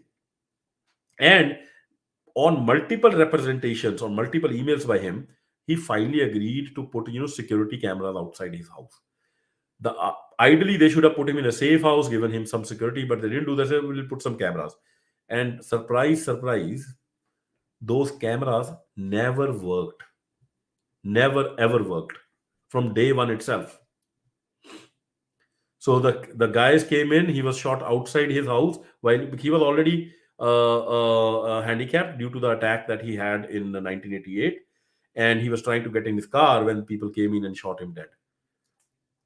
And then none of the cameras caught anything because the cameras that RCMP put on never worked from day one itself.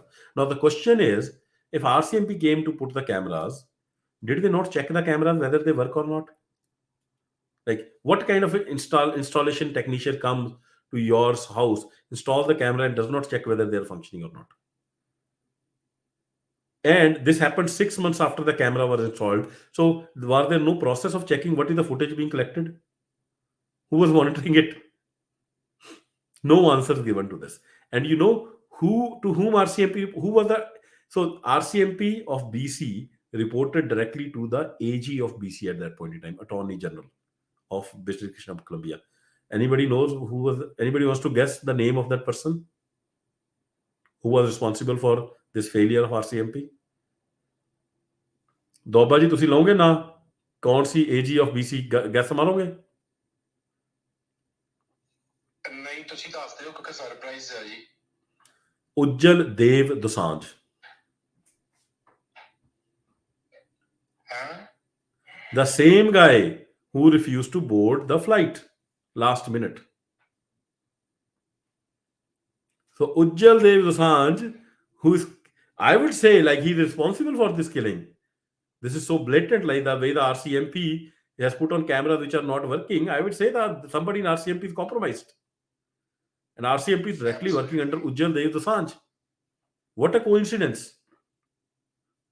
Anyways, we'll keep going. And I've kind of written this, and we'll kind of, you can read all this in this. Now, let's go to the trial. Okay, the trial starts, and look at how strong the evidence is. Okay. And Miss D, who obviously had a very strong relationship, she was the first person that Malik hired to set up the Khalsa school, which is very famous now in Surrey, especially the one that is on the old Yale Road. And she's the one who basically set up everything from start. So she was very involved in the setup of the school. She is a Caucasian lady, but is now very much influenced by Sikhi and gets into this. She claimed that the loving, like, she loves Mr. Malik, but it's a non-sexual relationship or whatever. And here is the evidence she gave. Evidence by Malik's lady friend. Mr. Malik explained, and this is what she quoted, that he told me in multiple occasions. Mr. Malik explained that each person had been assigned a task and that he had been generally responsible for overseeing them. He told her that he had booked 2 airline tickets at the downtown office of Canadian Airlines. The first ticket he booked was for a flight from Vancouver to India with connections in Japan and Bangkok. This is the one which went to via Japan, which when the bomb exploded, 2 baggage handlers died. He then booked a second flight from Vancouver to India with a connection in Montreal. He told her that there had been an issue with the second ticket going from a smaller to a larger airport, so he had called back to change the connection from Montreal to Toronto with a wait list for a continuing flight to India via England on Air India. This is exactly what had happened. Mr. Malik said that he told the ticket agent that he would arrange to have the tickets picked up. That's correct. Okay. And then Mr. Malik also told Miss D that Hardyal Joel was a hard, and that someone named Mr. Hardyal Joel was also involved in taking the suitcases to the airport. And then he also said that because Hardyal Joel was a soft guy, he actually started telling Sikhs not to board that plane on that day. And then he told that his main associate of Mr. Malik was somebody called Balwant Bandher, whose son is actually nowadays, big gangster in Surrey. And another male had gone with Hardyal Joel to the airport with the suitcases. And Balwant Bandher was the clean-shaven guy, so God knows, if he was the guy who actually checked it. Hanji Bobby ji. Yeah, I just want to let you know that you mentioned the name Hardyal Joel. There is one very good incident involved him. When he took the bomb suitcase to airport, he met his friend Daljit Garewal there. And he saw that Daljit was also traveling on the same flight. So he asked Daljit that, flying, you are flying with the plane, it is very dangerous for life. So you should take some kind of insurance. And at the spot, Daljeet Garewal took the insurance. Now look at him. What's happening at that time? So Hardyal Johal's friend took the insurance, and that guy died on that plane. And later on, his family took that insurance money. So this guy Hardyal Johal is a very serious and very mysterious person who is involved in that, but nobody tried to investigate him.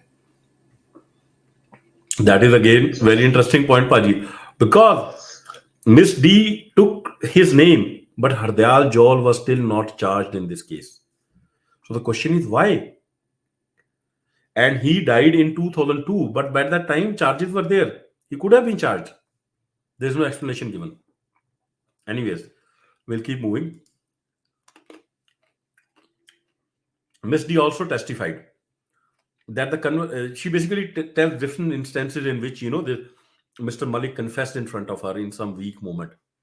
Uh, there was one incident she talks about, and I'll read this for you before, wherein a girl, Kudale, in the school tried to commit suicide, and she blamed some teacher. And Mr. Malik was trying to safeguard that teacher, so he was in a lot of angry situation, and kind of angry with the situation. And in that moment of anger, he basically said a lot of things to her, and this is a description of that. It's called Kudale confession. If you read the judgment, that's what it is written as. So Miss D testified that the conversation then turned to issues surrounding the attempted suicide.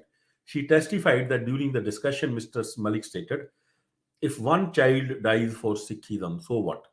And others will learn not to break the rule. We will not be bending our rule for anyone. Mr. Malik then looked at her and said, 1982, this might have been a typo, three, or like he must have said it in anger, 328 people died. What did anyone do? People still remember Khalistan. When Miss D did not respond, he said, you know what I mean. You were in it. And she responded with something. And then Mr. Malik said, we had Air India crashed. And nobody, I mean, nobody can do anything. Kudale won't get anywhere. Kudale is the girl who had committed suicide. Ministry won't listen. No one will. Miss D testified that Mr. Malik was calm but very serious during this conversation. He, he means Mr. Malik, pointed his index finger at her and stated, I am like a Hindu god and I have chakra on my finger. I rotate everything and everyone follows. The trustees follow it. The trustees were involved in, like that discussion.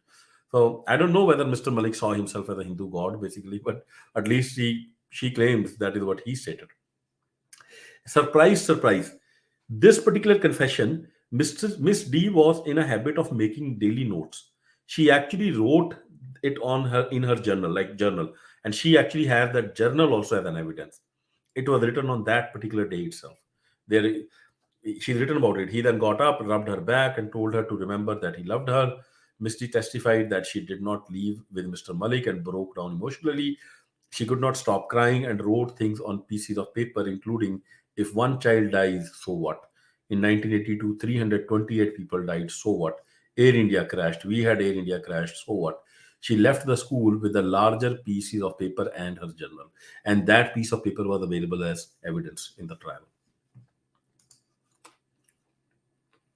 Okay, what else we have? Some of the other testimonies. Okay, now Miss D also said that Mr. Malik claimed that he used Mr. Balwant Bhandair and Mr. Hardajo, but she said that Malik also told her that he had also approached one Mr. B to actually transport the suitcase with a bomb first. So Mr. B is not named, but she said that he named Mr. B, and this is the what he told her about. How. So the curious thing is, Miss D says that Malik has told me that he also approached Mr. B. Mr. B also came to give testimony, and he said exactly this happened. Mr. Malik had approached me with this thing that what Miss D is saying is true. So her witness was also corroborated by Mr. B. So see what she says. Miss D testified that about a 24-hour religious program she had attended with Malik in May 1997. During a discussion with him about who was in attendance, she mentioned that Mr. B was not present. Mr. B was not there, but Mr. Malik told her that Mr. B had not attended because he was mad at Mr. Malik, explaining that they had a failing over some money, and he had on one occasion asked Mr. B to take a suitcase on a plane for him. So basically, Mr. Malik had some kind of fight with Mr. B. They started discussing the fight, and in that discussion, Malik told her that once I had asked him to take a suitcase for me. When asked what was going to be in the suitcase, Mr. Malik replied that it was a device that he wanted to send on the Air India plane he was going on. Now, this is a testimony of Mr. B. This is what Miss D told that Malik told me about Mr. B. Mr. B also testified. So Mr. B was approached and he said he had a conversation with Malik in early 1985 when he approached him for a $40,000 loan to avoid foreclosure on his home. Mr. Malik responded that he would assist him if he did a job for him by taking a suitcase to India to teach the government of India a lesson. When Mr. B replied that he feared being jailed in India since he was a baptized Sikh, Mr. Malik responded that Mr. B could stay in England and that his men would pick up the suitcase from there. Mr. Malik indicated that he would take care of all the travel arrangements. He also told Mr. B that he would be considered a martyr if anything happened to him and that the Panth would look after his children. And then, basically, Mr. B basically then got scared and he basically gave an excuse and he didn't want to do it. And so he said, I called him up in the evening and said, I got the money from somewhere, so I don't need not do it. And once he heard about the explosion, this is what happened to him. So Mr. B learned of the Air India explosion on 23rd June. He testified that he received a threatening telephone call that evening from an unknown male who referred to him as whatever and stated, the work was done, don't open your mouth. He further testified that Mr. Malik had also called him later that evening that thing went down. The mishappening with Air India had taken place. If anyone asks you about it or questions you, let him know. Basically, let Malik know. Okay, so this is not the only two witnesses. There's another one, Mr. A. He testified that Mr. Malik had also approached him to transport bomb-laden suitcases to Delhi, and he refused. And it is not only him. There's another witness, Sardar Jagdev Singh Lohn, and he said that Mr. Malik came to his house, and Sardar Jagdev Singh Lohn was actually in Seattle. He was a brave guy, so obviously he didn't want his name to be actually, hidden. And he said, this guy came to my place, and then he was in a meeting with the other guys, who were in the meeting, and then he came to the garage where I was sitting, and then he said, "Oh, they in a like a fit of anger," and made a statement, "Oh, they want me to crash that plane." And as per Sardar Jagdev Singh, what was happening was he's saying he made that statement in front of me was because he wanted to check how I will react and if I would be willing to be part of that, overall plan. So there is this testimony by Sardar Jagdev Singh as well. Then you had the testimony, I said, of Sardar Tara Singh Hire. Tara Singh Hire, who was murdered before the trial, but he had written down, he knew that his life was at risk. So he actually had a signed, certified in front of a police officer and magistrate an affidavit that in case I die, you use it. The judge refused to consider that as evidence. He could have very well used it, but he refused. And we'll talk about that judge, and his role. So 5 corroborating witnesses with minimal or no link between them, to whom Malik had confessed almost every detail of the crime. This was a classic watertight case, a dream case for any prosecutor. But Judge Ian Josephson, to the shock of everyone in the court on the day when it came, delivered a not guilty verdict. Everybody was shocked. Everybody thought this is a close and shut case. Ridiculous reasons were given to label witnesses as unreliable and dismiss affidavit of hair. Rayat had now turned approver. Now, Mr. Rayat was given a plea deal and he confessed to manslaughter. Manslaughter means, if you guys remember, I told you that he had already confessed to manslaughter in the Japan bomb. So the Japan bomb, which had exploded in Japan, the Japanese investigators, as you know, are very thorough. They did an incredible job. They basically figured out that this bomb was a part of a small radio, which was a Japanese radio set, Sanyo radio set. And within that, there was a timer used, which was this particular clock and make. And this type of dynamite was used. And they figured out where this Sanyo tape recorder was sold. And they figured out exactly this was sold in so and so shop, because everything was shipped from Japan with numbering. And Surrey, BC, this is where this shop sold it. These 12 units which were there were kind of shipped to this particular shop. They must have, this was part of those 12 units. And not only that, there was a timer, small clock timer which was used. They even traced that because that was also Chinese. This, it was sold from this particular shop. And when the RCMP went and checked, they figured out that from that lot, Mr. Rayat is the one who had bought one of those, the transistor as well as the clock. So then on the bomb there was a blue tape. That tape they were able to check. The Japanese guy said, and the same tape was also found in Mr. Rayat's garage. So that is how they were linked, able to link Mr. Rayat. The dynamite, though, they were not able to link. Mr. Rayat had certain dynamite with him. He had asked for somebody to give him dynamite, but that dynamite was not the one which had exploded in bomb in Tokyo, because they checked it had a different compound, which was, so the actual explosive used in Tokyo bomb was very sophisticated explosive. Because you imagine, like in this small stereo, how much explosive you can fit in. And people who have worked with explosives, you know, it's not a job for a layman to build a bomb which is this small, and while being this small it can blow up a plane. Is not a joke. This is a super specialized skill. Very few people in the world can do it. And but Mr. Rayat had bought the components. So when Mr. Rayat was asked, like, this is why Mr. Rayat was only given manslaughter charge, because Mr. Rayat said that there was Mr. What is the name of the guy? Some mysterious Mr. X, a Sikh guy who came with Sardar Talwinder Singh Parmar, and they asked me to buy this stuff. And not Talwinder Singh Parmar, Mr. S asked him to buy these components for him. And it was with Mr. X that Mr. Rayat went to these stores, and the store guy also confirmed that Mr. X was with him, that they bought these components. And as per Rayat, he just handed over the components to this guy, Mr. X, but he did not build the bomb. So that is the reason that in Tokyo bomb as well, and in the this case as well, Mr. Rayat was made guilty of what you call, because the things could be linked to him. He was convicted of manslaughter. Manslaughter is unintended or unintentional killing. It was not proved that he was part of the conspiracy, but definitely who was that Mr. X, that mysterious Mr. X, nobody knows.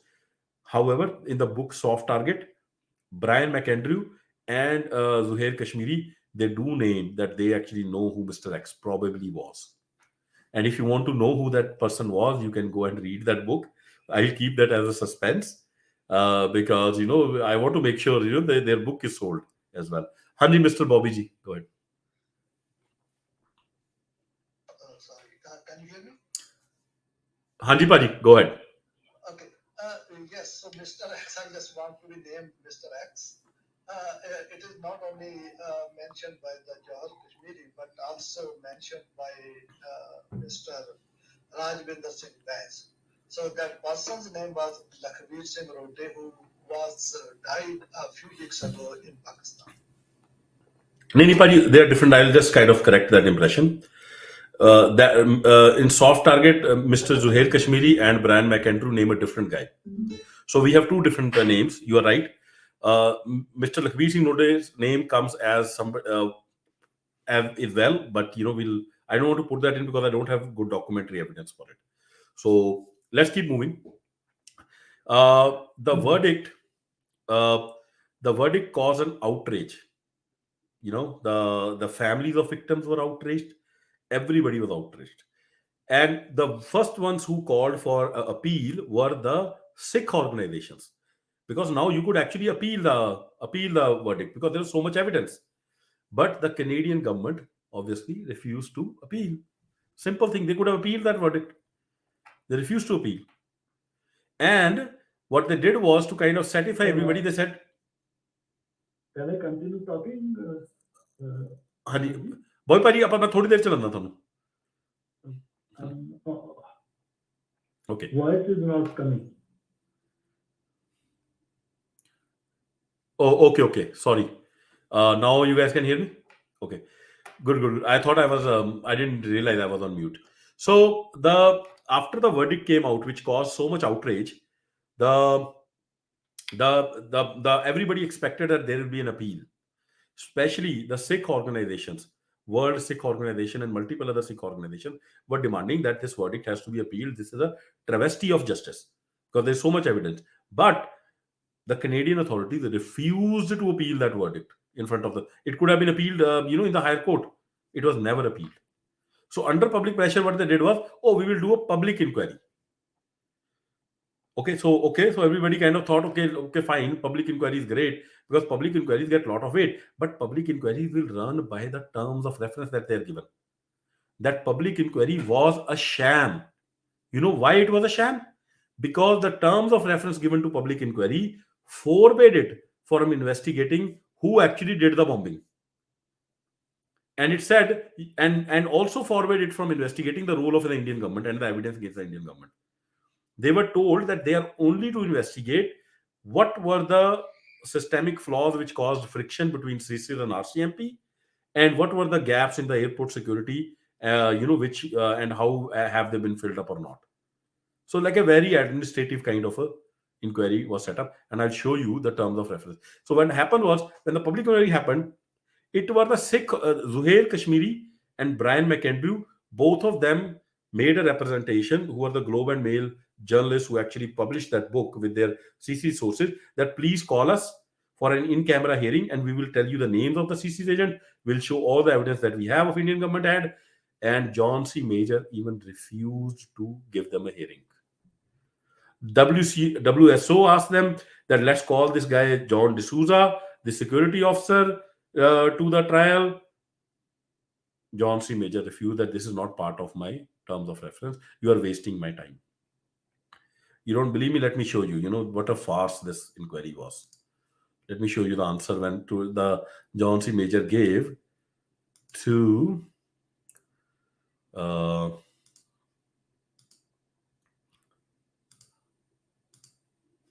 just one sec. What a sham it was.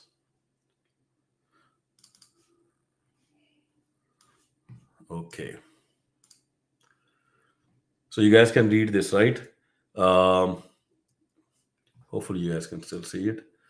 So this was the when WSO made an application that please call Zuhair Kashmiri, and they also asked to be called a Gary Bass, and I'll talk about why they wanted to. That Gary Bass was the head of the RCMP task force, and David Kilgore, and I'll show you what evidence they had, so that they can, they are witnesses and they have evidence against government of India. This is what John C. Major said. He said, a review of the terms of reference of the Commission of Inquiry reveals that the investigation of the bombing of the Air India Flight 182 is intended to serve as a backdrop and reference point for issues as to the degree of cooperation demonstrated between the departments and agencies of the Government of Canada, including RCMP and CSIS.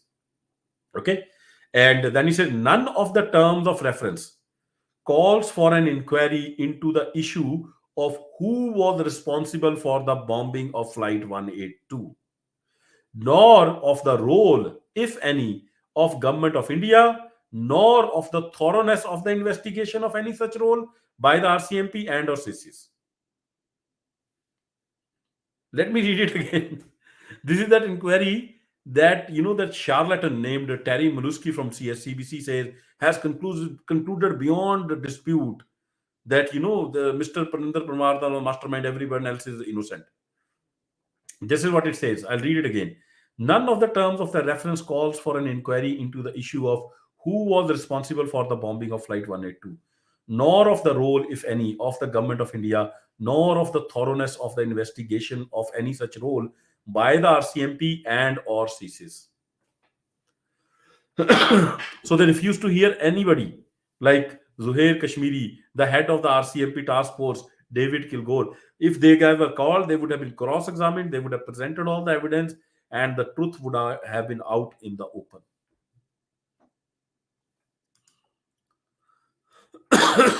But this is what was actually done. So let me show you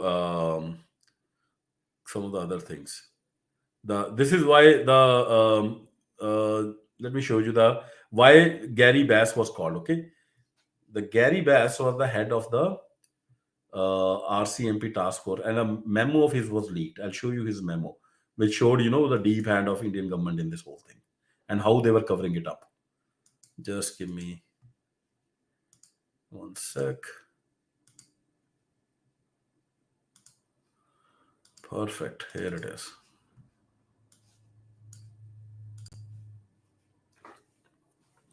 This is an internal official memo of Gary Bass, who was the head of the RCMP task force investigating into Air India bombing. I think this was dated somewhere around 1992 or something. Look what and a part of this was leaked. Okay, let me read out that part. Some serious concerns regarding possible Indian government involvement, which at trial may permit the defense to explore very deeply into what the RCMP and CCs knew on this issue. As I understand it, this is an area CCs and our government will not wish to get into, as it may severely impact relations with India. There is a very real possibility that one or more of the targets we propose to wiretap are Government of India or RAW, or informants of Government of India, RAW or CSIS. The implications here are obvious. Does that smell like a cover up to you? Or should anybody think this is an innocent memo going out? This was just before the trial for Rayat began. So basically, what he was trying to do was he was trying to say that we have to be very careful in the trial, so that in the trial the Indian government involvement might come up, and then that might even some of the things that are coming up might we might have demands to wiretap some of the Government of India raw officials. We have to be very careful because we want to not impact our relationships with India.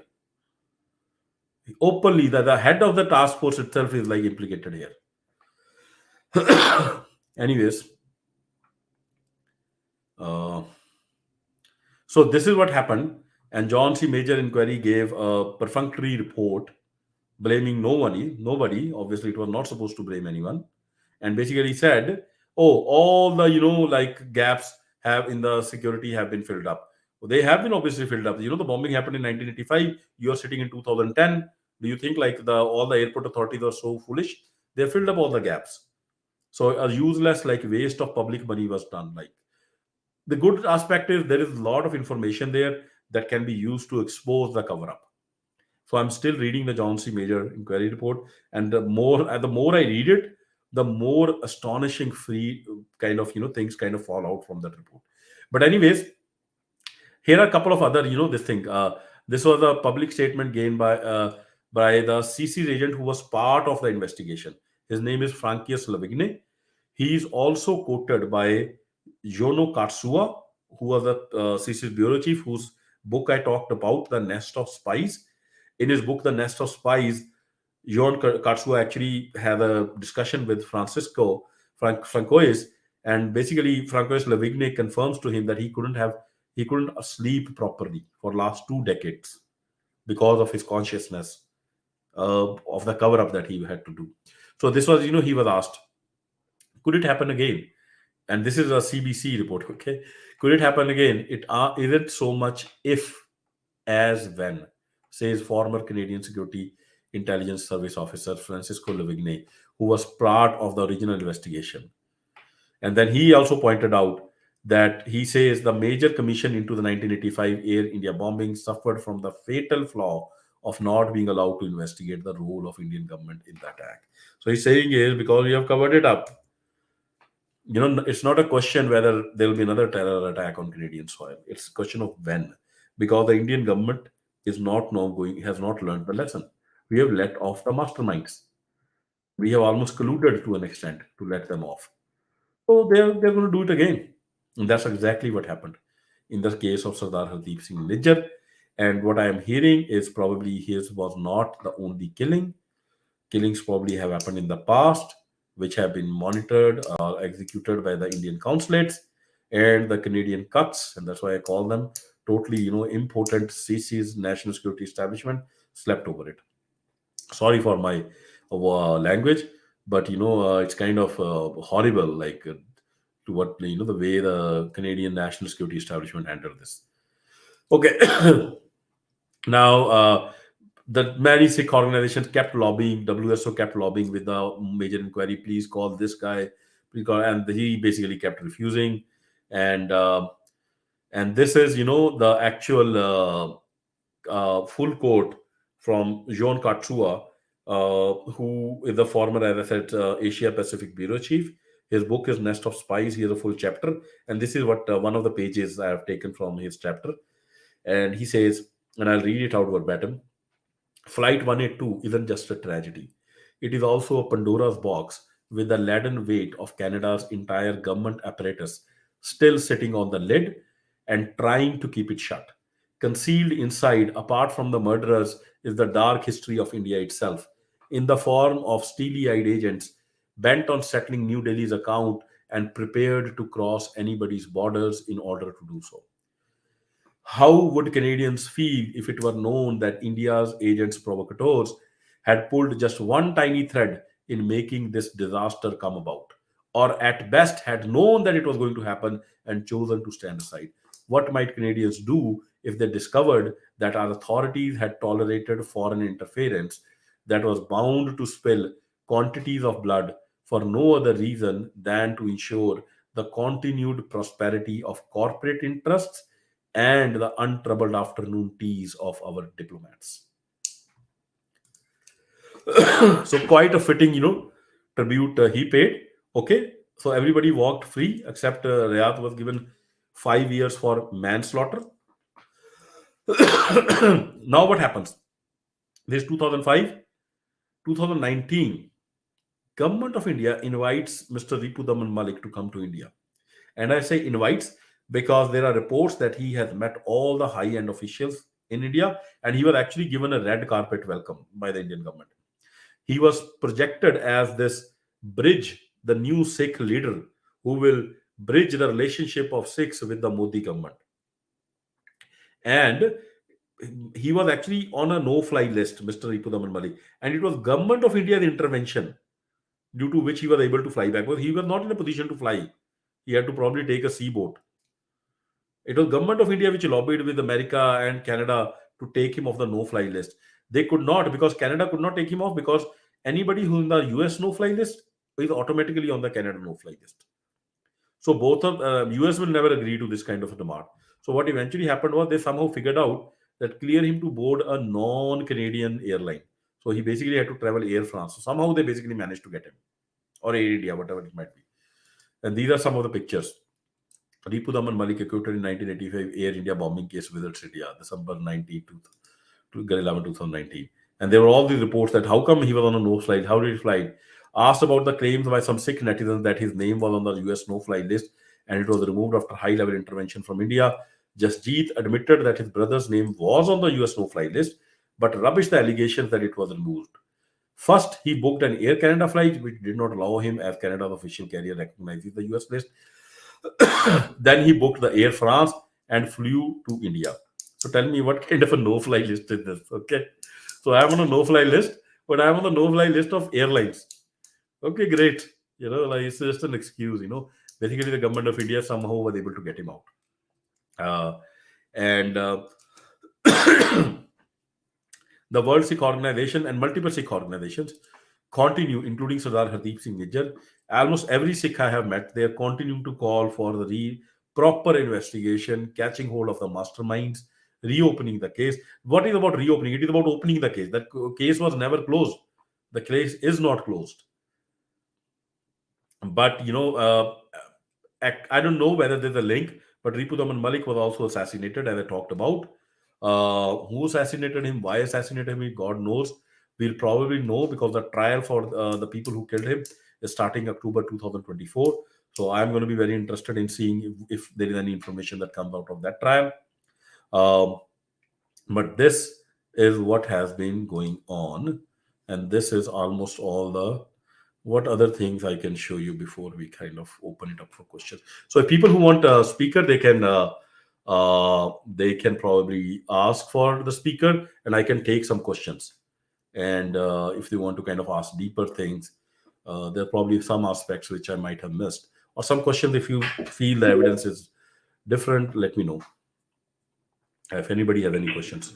ਹਾਂਜੀ ਸਤਿ ਸ਼੍ਰੀ ਅਕਾਲ ਭਾਜੀ ਤੁਸੀਂ I got disconnected in between ਤੁਸੀਂ ਉਹ discuss ਕੀਤਾ ਸੀ ਜਿਹਦੇ ਵਿੱਚ I think somebody couple of months ago had posted key app there were some SBI bank transactions to Ripudaman Malik ਉਹ ਤੁਸੀਂ angle investigate ਕੀਤਾ ਸੀ ਕਦੇ Okay, so no, I have not heard of that there were FBA bank transactions, but I will look into it. I have not heard of it as of yet. ਕਿਸੇ ਨੇ post ਪਾਈ ਸੀ ਮੈਨੂੰ ਹੁਣ ਯਾਦ ਨਹੀਂ ਹੈਗਾ ਕਦੋਂ ਪਾਈ ਸੀ but ਉਹਦੇ ਵਿੱਚ there was a report or something mentioned where some money was wired into his SBI account or something like that ਜਿਹੜੀ ਵੀ ਉਸਦੀ ਖਰੀ ਦੇ ਵਿੱਚ branch C No, I'm not aware, but I'll look into it definitely now. Send me the link. And Hanji Pinder Paji, go ahead.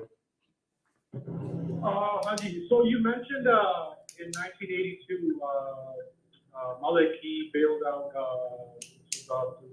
Pamar, right? That was in 1982. And in 1984, he gets a $2 million loan from the State Bank of India, right? So yeah, exactly. I just wanted to point out that that's a very damning, that's a very big revelation, I'd say. Like, it's a very big deal. Like, how can that be overlooked, right? If the Indian government, if he wasn't on their payroll, like, they massacred the Sikhs, they committed genocide, and then the same, the people that are overseas running the same movement, they're basically manipulating that group of Khalsa through this Mr. Malik, right? That's a big deal. Were they that naive, or did they not know? Like, is that something that's overlooked? I just wanted to point out that factor. Yeah, no, great, you picked it up. So look, it's very evident to an objective observer that. ਭਾਜੀ ਇੱਕ ਨਾ ਅੱਜ ਤੁਹਾਡੀ ਆਵਾਜ਼ ਨਹੀਂ ਪੂਰੀ clear ਇੱਕ ਥੋੜੀ ਜਿਹੀ ਟਰਬਲ ਆ ਰਹੀ ਤੇ ਇੱਕ ਤੁਸੀਂ ਮਿਸ ਕੀਤਾ ਇਸ 1995 ਅਕਤੂਬਰ 1995 ਦੇ ਵਿੱਚ ਵੀ ਮਲਕ ਇੰਡੀਆ ਗਿਆ ਜਦੋਂ ਬੇਅੰਤੇ ਦਾ ਥੋੜਾ ਚਿਰ ਪਹਿਲਾਂ ਅਸੈਸੀਨੇਸ਼ਨ ਹੋਇਆ ਜਦੋਂ ਪੰਜਾਬ ਦੇ ਵਿੱਚ ਬਹੁਤ ਵੱਡੀ ਅੱਗ ਵਰ ਰਹੀ ਆ ਨੋ ਬਾਡੀ ਟੱਚ 1995 ਅਕਤੂਬਰ ਮੰਥ ਦੇ ਵਿੱਚ ਇਹਨੂੰ ਜ਼ਰੂਰ ਇਨਵੈਸਟੀਗੇਟ ਕਰਿਓ ਤੇ ਆਵਾਜ਼ ਥੋੜੀ ਜਿਹੀ ਪਲੀਜ਼ ਕਲੀਅਰ ਕਰਿਓ ਥੈਂਕ ਯੂ ਓਕੇ ਹੁਣ ਮੇਰੀ ਆਵਾਜ਼ ਥੋੜੀ ਬੈਟਰ ਆ ਹਾਂ ਹੋਰ ਬੈਟਰ ਪਹਿਲਾਂ ਨਾਲੋਂ Okay. ठीक है. That's correct. Look, what I was able to find from public records, like there were newspaper reports. That's why I kind of only talked about 1994. But there are people who know Malik personally who have told me that it was not once; he has gone multiple times. But because I can't corroborate that information, that's why I didn't talk about 95. But if you have some information, let me know, and I will try to include that here. But it was very evident. And Pinter Paji, to your question, in 1982 he bailed out Sardar Tarvinder Singh Parmar. In 1984 the credit line is started. He is constantly drawing from that credit line till 1988. So after let us say the Indian government was sleeping in 1984, they started the credit line. Okay, given. Let's give them the benefit of the doubt. But in 1985, Sardar Tara Singh here has published a newspaper article blaming Malik, Parmar, Bagdi and Rayat for violent activities. And then all these four people with the main head Ripudaman Malik has sued Sardar Tara Singh here in court, in BC court. And that court case is mentioned here. So that means in Canadian newspaper, there have been reports that these guys are involved in violent activities. And Indian government still continues. And who all are the 5 people who have filed together the defamation case against Sardar Tara Singh Parmar. Who are the people who are alleging? Mr. Malik, Talvinder Singh Parmar, Mr. Bagdi, and Mr. Rayat. These four people are joint accusers. Okay, and Indian government is sleeping. That okay, there is no link between them. Given, okay, that's there. And then 1988, the book is published of this guy from Soft Target, in which again it's given in, and Zuhair Kashmiri is saying that there are interviews of Sardar Dipudaman Malik where he has admitted that he has a relationship with Babbar Khalsa and he's giving money, and it's publicly known fact. So, are we to believe that the Indian government was sleeping? They are not sleeping. So, when you put this up, Objective Observer will say that they were the one Indian government was funding that entire operation. But when you put it up, then you have this disinformation champions, the Indian nationalists who want to hide the hand of Indian government. People like Terry Molesky, they will come up with lame excuses. Oh no, maybe the Indian government was asleep. Oh, Mr. Malik was such a good guy then.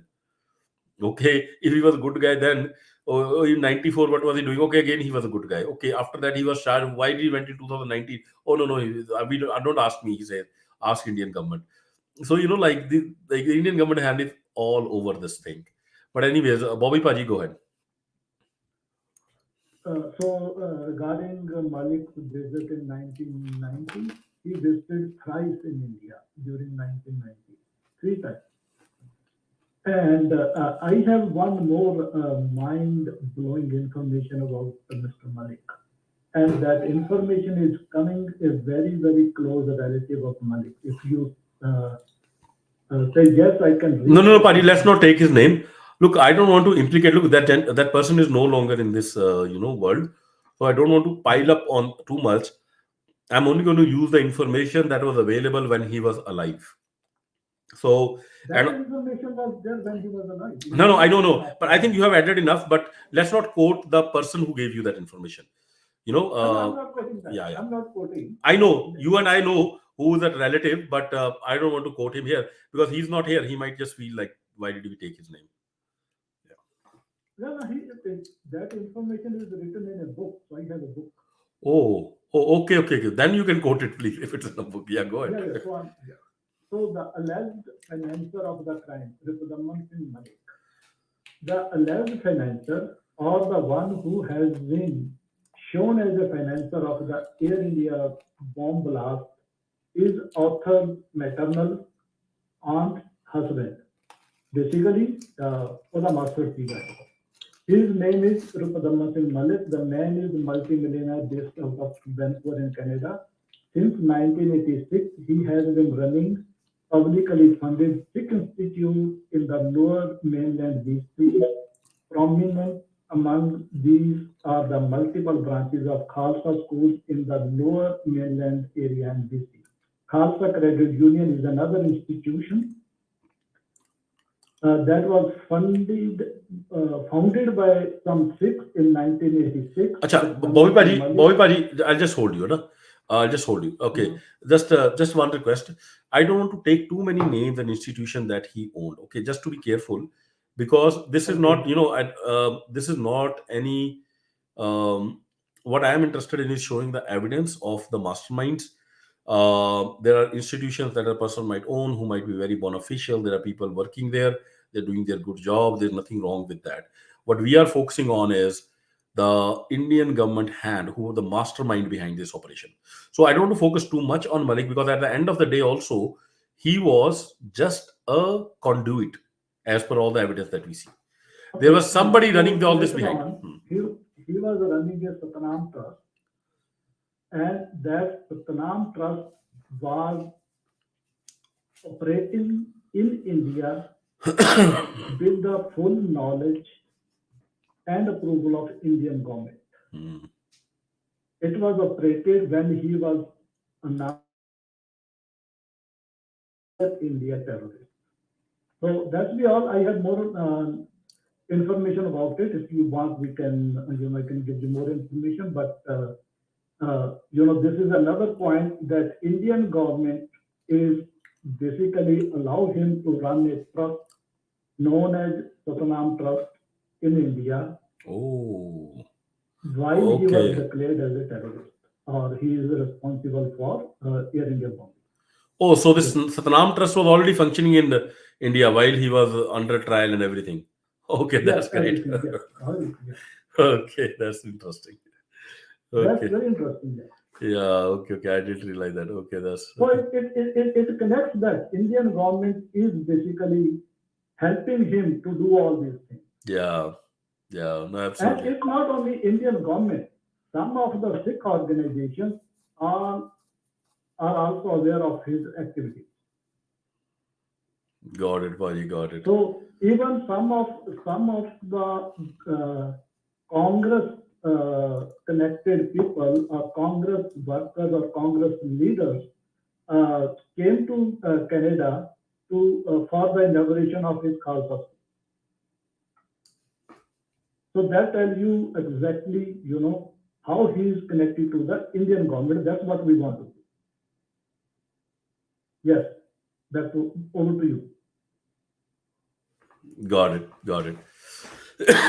Yeah, in case anybody sees a sorry, a voice issue, I know concerned citizen already kind of pointed out there was some voice issue on the Twitter space. Hopefully, the Yeah, it's clear on the like on the live stream on the Twitter live stream, but it's a little muffled your voice. I think maybe a glitch. It happened after your mic got muted, but maybe if you can adjust your mic, maybe the wire or something. yeah, I have a. I think now it is clear because it was away from me, like the Twitter mic was away from me, like the space mic, and hopefully now it is better. But the good thing is we have the recording up as well, which is probably it got a good coverage, so that's good. Uh, any other question anybody has? Concerned citizen, go ahead. Just a comment, like all these evidences, it's you'd be blind not to realize that Mullik, Rikudam and Mullik and the Indian government were hand in hand. They're in bed basically, right? So I don't know how can, guys like Terry can they can just if he was funding Babur Khalsa and Indian State Bank was funding Rikudam and Mullik, right? Then yeah, okay, these might be the foot soldiers, but you got to catch the bigger fish, right? It's Yeah, just a comment. yeah, no, exactly. That's the point, right? Like you can catch the foot soldiers, but it's like, like suppose I pay somebody to go and commit a murder. You catch that guy and you basically punish that guy. Is justice delivered? You have to find who is the mastermind. Who should get more punishment? The person who I gave money, who is a poor guy who is supposed to do this, whom I'm manipulating, or I should get more punishment? The guy who actually planned everything, who has a grudge against that person, and who is the mastermind. I think common sense tells you that I am the main culprit, not the guy who pulled the trigger, who was just being used. Many of these people who were used were probably already under blackmail. We know that how Indian government works. They probably didn't even want to do it, but once you are stuck in that network, there is no way out. So they are not they are not to be the real ones. The real guys are the guys who are masterminding it. And some things, okay, how can a government do this to its own citizens? Then don't believe me, go and read the book by a guy called Malloy Krishan Dhar. Malloy Krishan Dhar retired from the second highest position of the top most intelligence agency of India. He was also present during this Air India 182 crash. Read his book. The book is called Open Secrets, in which he talks that he says openly that the biggest terrorist organization in India are Indian intelligence agencies. He openly says that almost all the terror acts in India are conducted by Indian intelligence agencies. He says that, and I will probably didn't have time to kind of put it up. You can buy his book. It's a must read book for anybody who wants to understand how the Indian intelligence works. And Indian intelligence is different from the intelligence services in West. And that is the reason he wrote that book. And I will tell you why they are different, why they actually indulge in so many terrorist acts. And then he basically says that, he claims that throughout his life, he was never afraid of a single militant in India. He was always afraid of Indian intelligence, the organization that he himself worked in for his own life. That's a big statement. And then he quotes incident after incident where they have organized terror acts, acts of corruption within India and outside India. And he wrote that book just before his death. I think some kind of pangs of consciousness probably hit him. And yeah, go ahead, Mr. Paji. Yeah, just another thing. You mentioned Tara Singh here. He had an affidavit signed by a police officer and I think the magistrate and Judge Ian Josephson. He didn't accept that, right? Do you have any more details on that affidavit? Like, is there anything available for that? On the deep, like what was in that? What was actually in there? Yeah, I have not been able to put my hands on it. I'm looking if I can get it. That's a great point. I'm looking if I can, somehow get my hands on that affidavit. How I know of that affidavit is, yeah, Captain Sam, if you can go on mute. Um, yeah, mute your mic. Captain, if you can go mute your mic, please. Yeah. So how I know that is because Zuhair Kashmiri and Brian McIntyre wrote The Soft Target in 1988. After the trial came out and gave like scot free, let everybody go in 2005, the two writers, Zuhail as well as Brian McIntyre, republished that book, Soft Target, and they said they didn't change a single sentence and line because everything that was said there was proven true in the trial. And what they did was they basically added a forward on that book. So if you are going to buy the Soft Target, you should buy that book because it is updated with that one forward, one chapter, which then talks about what all happened in the trial and why this trial was a farce. And in that forward, they have written about this affidavit because this affidavit came out in 1990s, and they talk about this affidavit, and that's how I came to know. But I've not been able to capture, the actual affidavit, and I'll try to see if we can get a copy of that. But to the point, why the Indian intelligence agencies indulge in terrorist act? Do all agencies do that way in the free world? No. You shouldn't look at this and feel that okay, CIA is bombing its aircraft. All those conspiracy theories go about, but our agencies don't indulge in such acts against our own citizens. One odd act, against some is fine, but they don't do that, and there's a reason, and that is why M.K. Dhar wrote that book, in which he makes a plea that this has to stop. And he talks about that in India, both RAW and IB are not formed by an act of parliament. They are just bureaus. You know what a bureau is? Bureau is a department which is created by an executive order. So basically, the Ministry of Home Affairs just said, okay, let's create a department.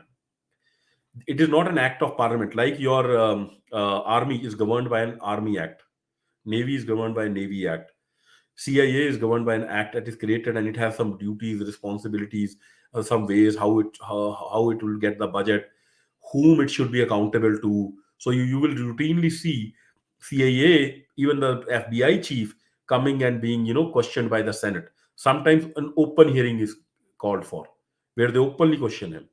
So the senators can hold him accountable. The Indian agencies, CBI, not CBI, the IB and R&AW are totally unaccountable agencies. They are not supposed to. They can get away with anything. They only report to two people. One is the prime minister, another is the home minister. So there is no limit on their budget. There is no way any member of parliament can question them. There is no parliamentary committee which is going to ask them what they do. And so they do all kind of acts. Every single incident of political corruption in India, Kedar points out, like you hear this thing, like they bought these MLAs. These MLAs were given like 100 crore, 200 crore. All that is government money. IB takes it in suitcases and delivers it. and you will see some sleazy scandal on a politician. All that is IB and R&AW. Whosoever is in power then gets charge of these tools. So today, Mr. Modi probably has a sleazy videotape of every single politician. So they can't say anything. They just have to do, what the government does. They're all being blackmailed. So those agencies have no check on them, and that is the biggest pain point.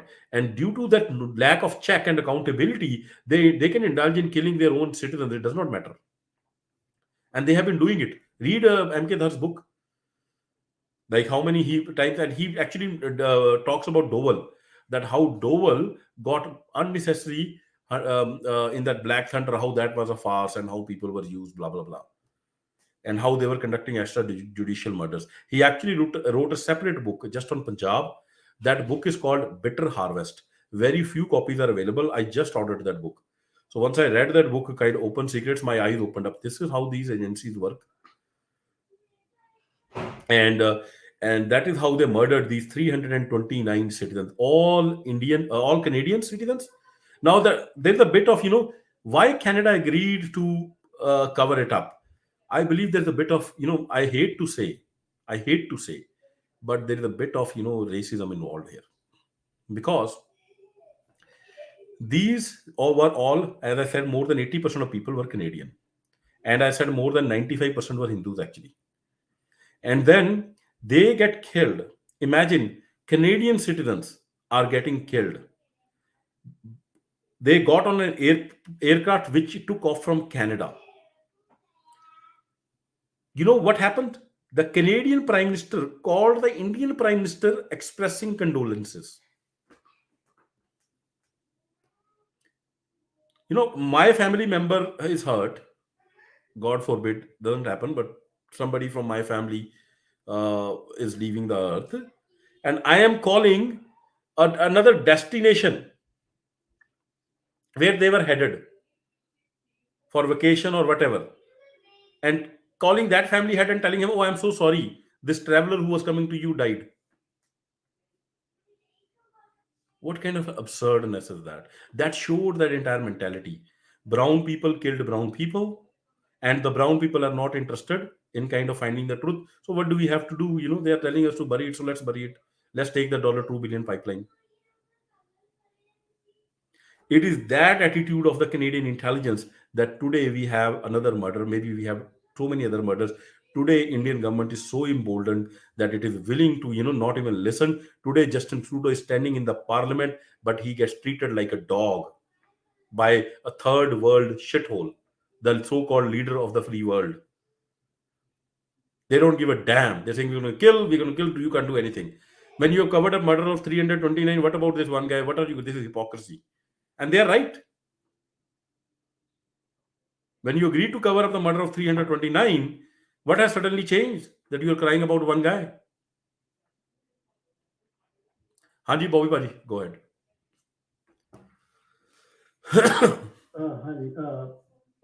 I will another report that was written by a very famous Sikh scholar, Sardar Gurteej Singh. That was written in Punjabi. But before I can, reading some part of it, not whole report. But before that, I disagree with you this racism part of it. I don't think so any racism involved in it. It is purely a deal between the two countries. But that's separate. We can discuss it on another platform. So let me read in Punjabi. ਇਸੇ ਤਰ੍ਹਾਂ ਜੱਜ ਜੌਬਸਨ ਦੀ 2005 ਦੀ ਤਾਜ ਬਨਾਮ ਮਲਿਕ ਅਤੇ ਬਾਗੜੀ case ਦੀ judgement ਵਿੱਚ ਲਿਖਿਆ ਫੈਸਲਾ ਵੀ ਅਨੇਕਾਂ ਉਡਨੇ ਸੱਪਾਂ ਵਰਗੀਆਂ ਸਾਜ਼ਿਸ਼ਾਂ ਵੱਲ ਮਹੱਤਵਪੂਰਨ ਇਸ਼ਾਰੇ ਕਰਦਾ ਹੈ। ਇਹ ਇਸ਼ਾਰੇ ਵੀ ਦਰਜਨਬੱਧ ਅਤੇ ਠੋਸ ਹਨ। ਇਸ ਵਿੱਚ ਸਭ ਤੋਂ ਅਹਿਮ ਹੈ ਭਾਰਤ ਨਾਲ ਮਿਲ ਕੇ ਕੈਨੇਡਾ ਅਤੇ ਅਮਰੀਕਾ ਵੱਲੋਂ ਝੂਠੇ ਸਬੂਤ ਪੇਸ਼ ਕਰਨ ਦੀ ਭਰਪੂਰ ਚੇਸ਼ਟਾ ਕਰਨਾ ਅਤੇ ਆਸਟ੍ਰੇਲੀਆ ਸਮੇਤ ਹੋਰ ਮੁਲਕਾਂ ਤੋਂ ਇਸ ਸ਼ਰਮਨਾਕ ਕਾਰਵਾਈ ਵਿੱਚ ਹਿੱਸਾ ਪਾਏ ਜਾਣ ਦੀ ਮੁਹਿੰਮ ਚਲਾਉਣਾ। ਲੱਖਾਂ ਡਾਲਰ ਦੇ ਕੇ ਅਮਰੀਕਾ ਨੇ ਇੱਕ ਝੂਠਾ ਗਵਾਹ ਪੇਸ਼ ਕੀਤਾ, ਜਿਸ ਨੂੰ ਭਰੀ ਕਚਹਿਰੀ ਵਿੱਚ ਕਾਨੂੰਨ ਨੇ ਨੰਗਾ ਕੀਤਾ। ਆਖਰ ਇੰਦਰਜੀਤ ਰਿਆਤ ਨੂੰ ਇੱਕ ਬੈਟਰੀ ਖਰੀਦਣ ਦੇ ਬਹਾਨੇ ਮਿਲੀ ਭੁਗਤ ਵਿੱਚ ਸਜ਼ਾ ਦਿੱਤੀ ਗਈ। ਸਾਰੇ ਕਾਂਡ ਦਾ ਮਕਸਦ ਸਿਰਫ ਸਿੱਖਾਂ ਨੂੰ ਬਦਨਾਮ ਕਰਨਾ ਸੀ। ਕੈਨੇਡਾ ਦੀ ਨਿਆਂ ਹੈ ਕਿ ਉਸ ਨੇ ਹੰਸ ਦੀ ਚੁੰਝ ਲੈ ਕੇ ਦੁੱਧ ਨੂੰ ਪਾਣੀ ਵਿੱਚੋਂ ਨਿਤਾਰ ਦਿੱਤਾ। Back to you. ਹਾਂਜੀ ਹਾਂਜੀ ਭਾਜੀ, ਮੈਂ ਥੋੜਾ ਫੋਲੋ ਨਹੀਂ ਕਰ ਰਿਹਾ, but basically you are saying that it was the whole trial was there to defame the Sikhs. Is that what the... Yes, whole trial is not only defame the Sikhs, they have bought a witness. That witness was tear apart by in the cross examination. It was a paid witness. Okay. Yes, that's what is very Sardar Gurtai Singh's report. He is mentioning in that report he was involved in the investigation of 182 bombing. Okay. ਭੇਜ ਦਿਓ ਭਾਜੀ ਮੈਨੂੰ, please send it to me and I'll definitely look into it. Yeah, go ahead. Who else? ਹਾਂਜੀ ਭਾਜੀ, ਇਹ ਜਿਹੜੀ ਤੁਸੀਂ ਗੁਰਤੇਜ ਸਿੰਘ ਦੀ ਗੱਲ ਕੀਤੀ ਹੈ, ਗੁਰਤੇਜ ਸਿੰਘ ਬਰਾੜ ਜਿਹੜੇ ਆਈਐਸ ਸੀਗੇ ਉਹ ਨੇ? ਹਾਂਜੀ ਹਾਂਜੀ, ਉਹ ਨੇ ਐਗਜ਼ੈਕਟਲੀ। ਠੀਕ, the one who resigned civil services from. Yes. Okay. ਹਾਂਜੀ ਭਾਜੀ, ਕਰੀ over to you. Hani Bhaji, thank you. Anybody else wants to ask any question before we kind of close? But I just want to ask, did everybody follow, or was I all over the place? Like, did people follow, Captain? Like, were you able to follow the plot? Because this is such a long story and I could be verbose.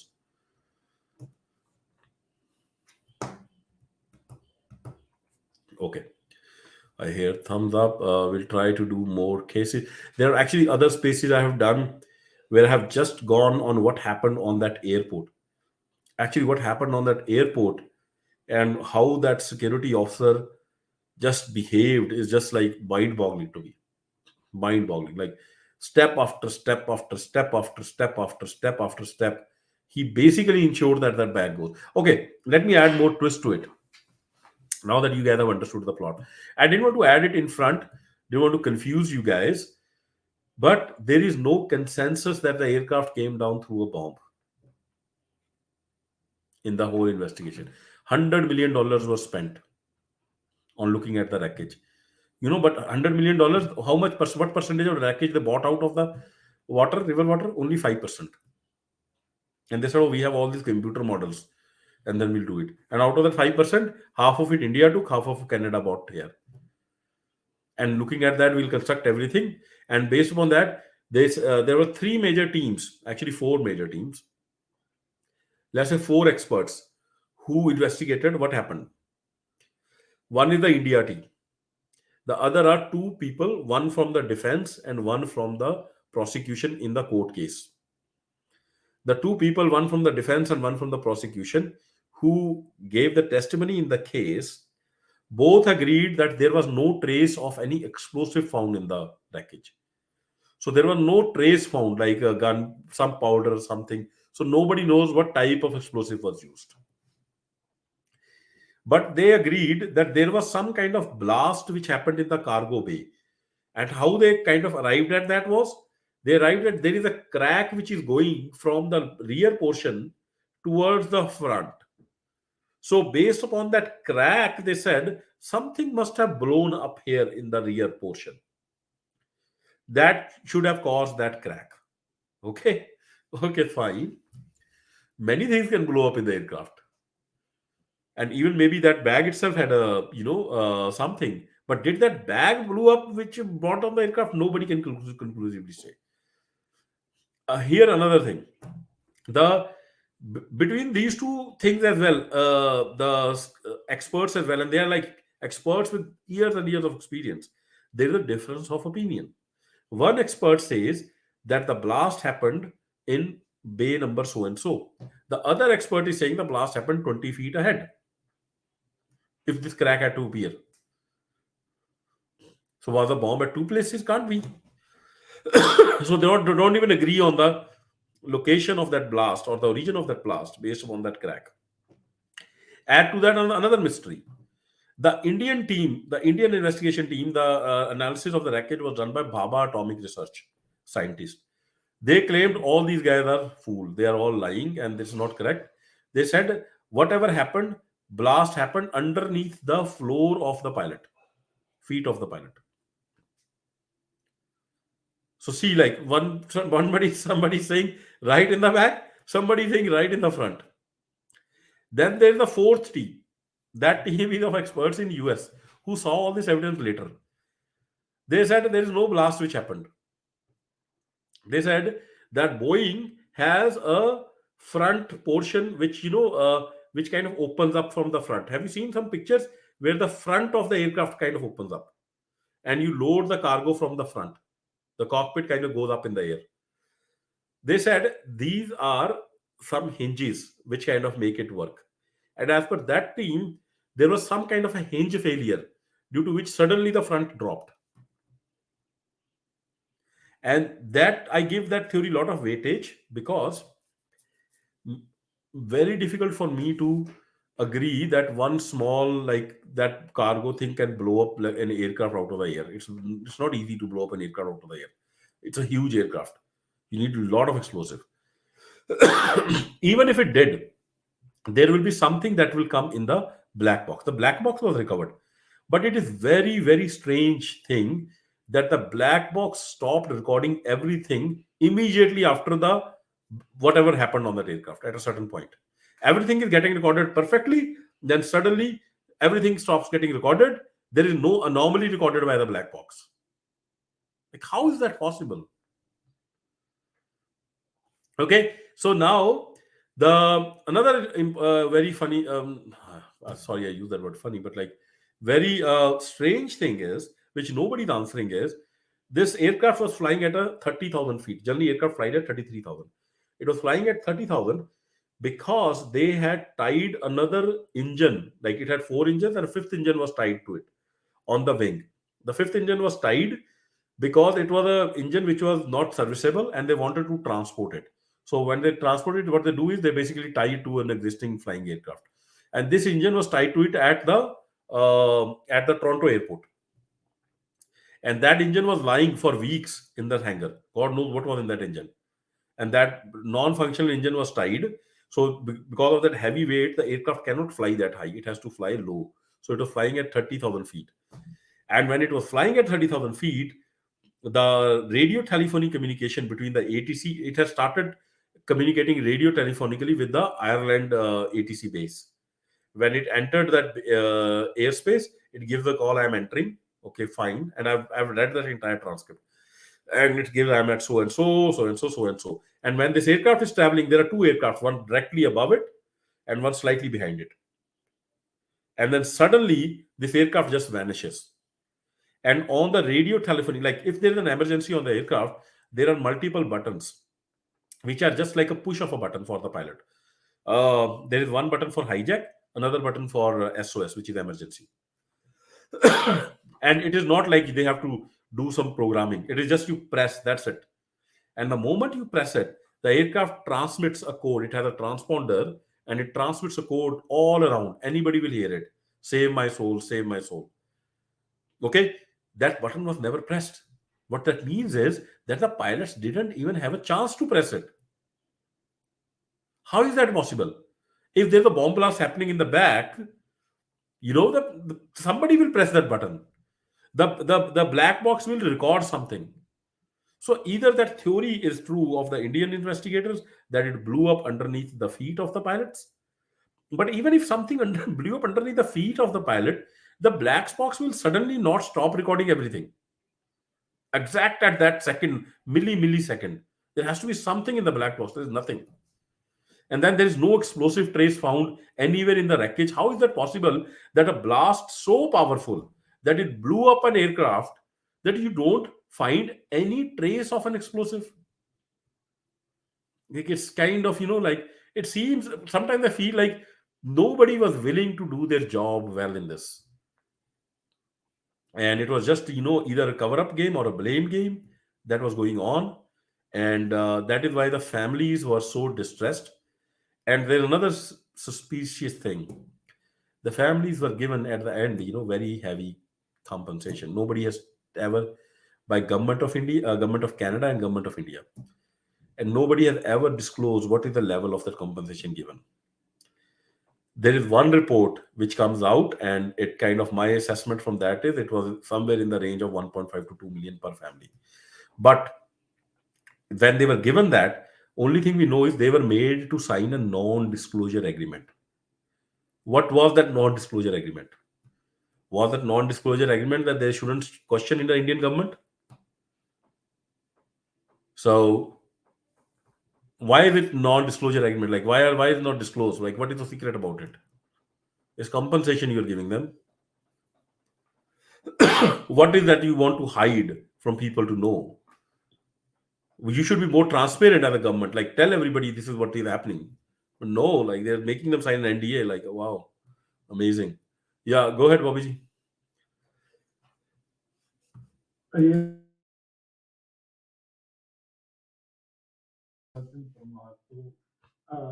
ਜੇ ਤੁਹਾਨੂੰ ਪੰਜਾਬੀ ਦੇ ਕੋਈ ਸਖਤ ਸ਼ਬਦ ਲੱਗਣ ਤਾਂ ਪੁੱਛ ਲਓ, ਦੁਬਾਰਾ ਆਪਾਂ ਰਿਪੀਟ ਕਰ ਲਾਂਗੇ। ਤੋਂ ਸਟਾਰਟ ਕਰਨਾ ਜੀ। ਇੱਕ ਰਾਸ਼ਟਰਪਤੀ ਜੈਲ ਸਿੰਘ ਦੀ ਬੇਟੀ ਗੁਰਦੀਪ ਕੌਰ ਦੀ ਜੀਵਨ ਸਿੰਘ ਨੂੰ ਲਿਖੀ ਚਿੱਠੀ ਮੇਰੇ ਹੱਥ ਲੱਗੀ। ਇਹ ਜੀਵਨ ਸਿੰਘ ਉਹ ਨੇ ਜੀ, ਭਾਈ ਜੀਵਨ ਸਿੰਘ, ਜਿਹੜੇ ਅਖੰਡ ਕੀਰਤਨੀ ਜੱਥੇ ਦੇ ਕੀਰਤਨ ਕਰਦੇ ਹੁੰਦੇ ਸੀ। ਇਹ ਬੜੇ ਮਸ਼ਹੂਰ ਸੀਗੇ। ਇਹਨਾਂ ਦਾ ਕੀਰਤਨ ਦੂਰ ਦੂਰ ਤੋਂ ਲੋਕ ਕਰਵਾਉਂਦੇ ਹੁੰਦੇ ਸੀ। ਸੰਤ ਜੀਵਨ ਸਿੰਘ ਕਹਿ ਦਿੰਦੇ ਸੀ, ਭਾਈ ਜੀਵਨ ਸਿੰਘ। ਇਸ ਵਿੱਚ ਬੀਬੀ ਉਸ ਨੂੰ ਤਕੀਦ ਕਰ ਰਹੀ ਹੈ ਕਿ ਸਿੱਖ ਨੇਤਾਵਾਂ ਨੂੰ ਭਰਮਾਉਣ ਲਈ, ਉਹਨਾਂ ਦੀ ਰੁਚੀ ਦਾ ਲਾਭ ਲੈਣ ਲਈ ਸੁੰਦਰ ਕੰਨਿਆਵਾਂ ਭੇਜੀਆਂ ਜਾਣ। ਇਹ ਉਹਨਾਂ ਦਿਨਾਂ ਦੀ ਗੱਲ ਹੈ ਜਦੋਂ ਹਿੰਦ ਸਰਕਾਰ ਸਿੱਖ ਉਭਾਰ ਨੂੰ ਠੱਪਣ ਲਈ ਉਚੇਜੇ ਯਤਨ ਕਰ ਰਹੀ ਸੀ। ਇਸ ਜੀਵਨ ਸਿੰਘ ਦੇ ਤਲਵਿੰਦਰ ਸਿੰਘ ਪਰਮਾਰ ਨਾਲ ਗੂੜੇ ਸੰਬੰਧਾਂ ਨੂੰ ਕੈਨੇਡਾ ਦੇ ਕਈ ਸੂਹੀਆਂ ਨੇ ਤਸਦੀਕ ਕੀਤਾ ਹੈ ਅਤੇ ਅਨੇਕਾਂ ਸਰਕਾਰੀ ਦਸਤਾਵੇਜ਼ਾਂ ਵਿੱਚ ਇਹ ਤੱਥ ਮਿਲਦੇ ਹਨ, ਜਿਨ੍ਹਾਂ ਦਾ ਸੰਪੂਰਨ ਜੀਵਨ ਸਿੰਘ, ਜਿਹੜਾ ਕਿ ਆਪਣੇ ਆਪ ਨੂੰ ਧਾਰਮਿਕ ਆਦਮੀ ਦਰਸਾਉਂਦਾ ਸੀ ਅਤੇ ਜਿਸ ਦੇ ਜੈਲ ਸਿੰਘ ਨਾਲ ਘਨਿਸ਼ਟ ਸੰਬੰਧ ਸਨ ਅਤੇ ਜਿਹੜਾ ਭਾਰਤ ਸਰਕਾਰ ਦੀਆਂ ਨੀਤੀਆਂ ਨੂੰ ਲਾਗੂ ਕਰਨ ਲਈ ਕੈਨੇਡਾ ਅਮਰੀਕਾ ਵਿੱਚ ਤੈਨਾਤ ਸੀ, ਦੇ ਨਜ਼ਦੀਕੀ ਸੰਬੰਧ ਤਲਵਿੰਦਰ ਸਿੰਘ ਨਾਲ ਹੋਣੇ ਆਪਣੇ ਆਪ ਵਿੱਚ ਵੱਡਾ ਸਬੂਤ ਹੈ। ਕੀ ਇਹ ਬੱਬਰ ਸੱਜਣ ਸਰਕਾਰੀ ਮਸ਼ੀਨਰੀ ਦਾ ਇੱਕ ਅਹਿਮ ਪੁਰਜਾ ਬਣ ਕੇ ਵਿਚਰ ਰਿਹਾ ਸੀ? ਪੰਥ ਅਤੇ ਸਰਕਾਰ ਦੋਨਾਂ ਲਈ ਬਰਾਬਰ ਦੀ ਹਮਦਰਦੀ ਰੱਖਣ ਦਾ ਭਰਮ ਮਨ ਵਿੱਚ ਪਾਲ ਰਿਹਾ ਸੀ। ਤਲਵਿੰਦਰ ਸਿੰਘ ਵੱਡੇ ਖਾੜਕੂ ਨੇਤਾ ਦੇ ਰੂਪ ਵਿੱਚ ਉਦੋਂ ਉੱਭਰਿਆ ਸੀ ਜਦੋਂ ਇਸ ਦਾ ਨਾਂ ਦਹੇੜੂ ਪੁਲਿਸ ਮੁਕਾਬਲੇ ਵਿੱਚੋਂ ਬਚ ਨਿਕਲਣ ਵਿੱਚ ਬੋਲਣ ਲੱਗਾ ਸੀ। ਇਹ ਵੀ ਇੱਕ ਵੱਡਾ ਗੋਰਖ ਧੰਦਾ ਹੈ। ਇੱਕ ਪੁਲਿਸ ਕਰਮਚਾਰੀ ਨੇ ਇਹ ਬਿਆਨ ਦਿੱਤਾ ਸੀ ਕਿ ਉਸ ਨੇ 19 ਨਵੰਬਰ 1981 ਦੇ ਦਹੇੜੂ ਪੁਲਿਸ ਮੁਕਾਬਲੇ ਵਿੱਚੋਂ ਤਲਵਿੰਦਰ ਸਿੰਘ ਨੂੰ ਹਾਰਨ ਹੁੰਦਿਆਂ ਦੇਖਿਆ ਸੀ। ਇਹ ਮੁਕਾਬਲਾ ਪਹਿਲਾ ਅਤੇ ਅਸਲ ਪੁਲਿਸ ਮੁਕਾਬਲਾ ਸੀ। ਇਹ ਬਹੁਤ ਮਸ਼ਹੂਰ ਹੋਇਆ ਸੀ। ਇਸ ਦਾ ਲਾਭ ਹਾਂਜੀ ਭਾਜੀ ਮੈਂ ਤੁਹਾਨੂੰ ਰੋਕਾਂਗਾ। ਵਧੀਆ ਆ, ਤੁਸੀਂ ਐਂ ਕਰੋ ਭਾਜੀ, ਮੈਨੂੰ ਭੇਜ ਦਿਓ, ਮੈਂ ਇਹਨੂੰ ਐਡ ਕਰ ਦਾਂਗਾ ਅੱਗੇ। ਮੈਂ ਥੋੜਾ ਦੇਖ ਲਵਾਂ ਕਿਆ ਇਨਫੋਰਮੇਸ਼ਨ ਆ।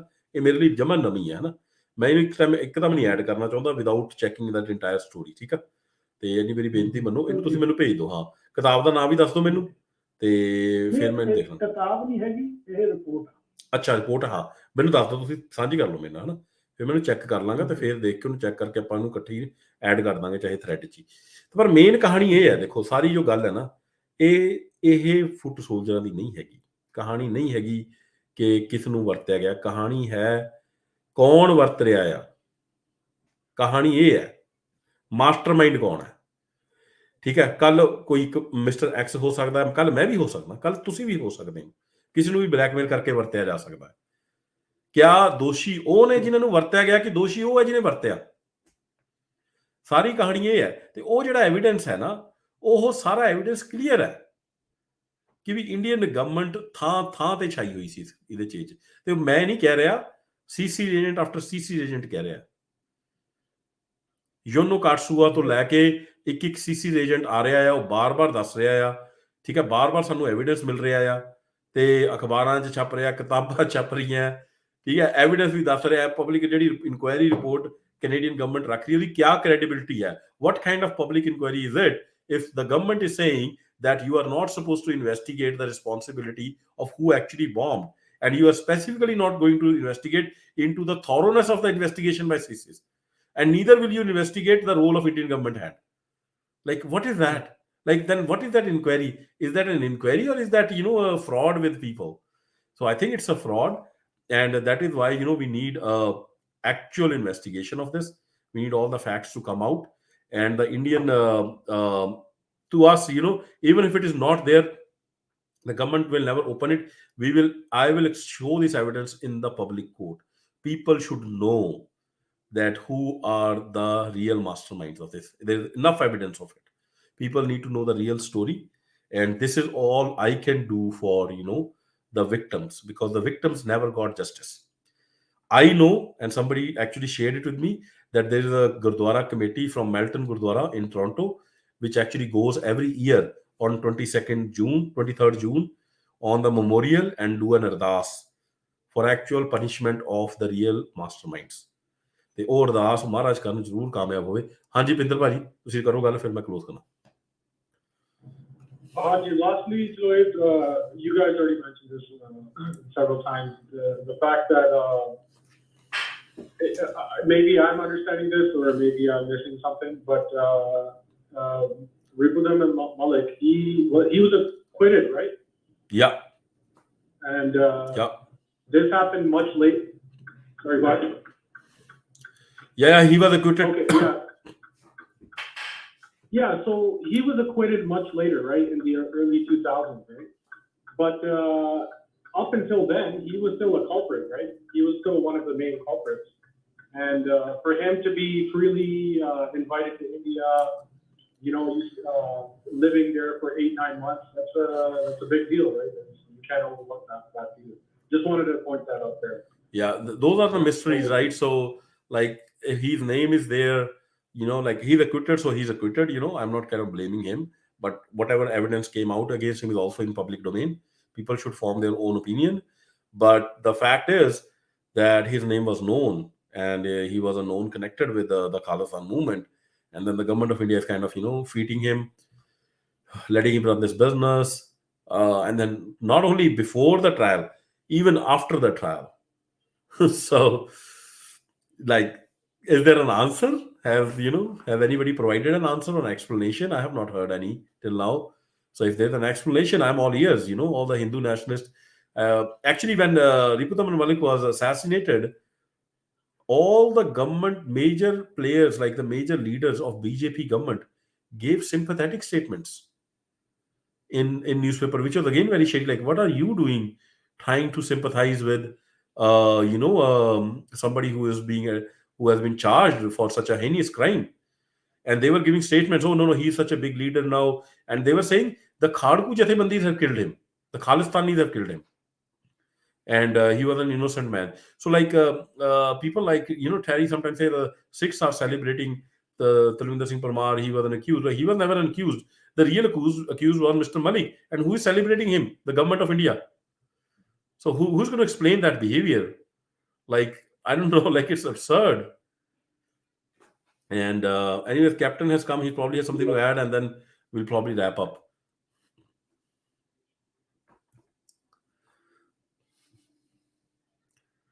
Yeah, Captain G, you want to add something, ask something before we wrap up?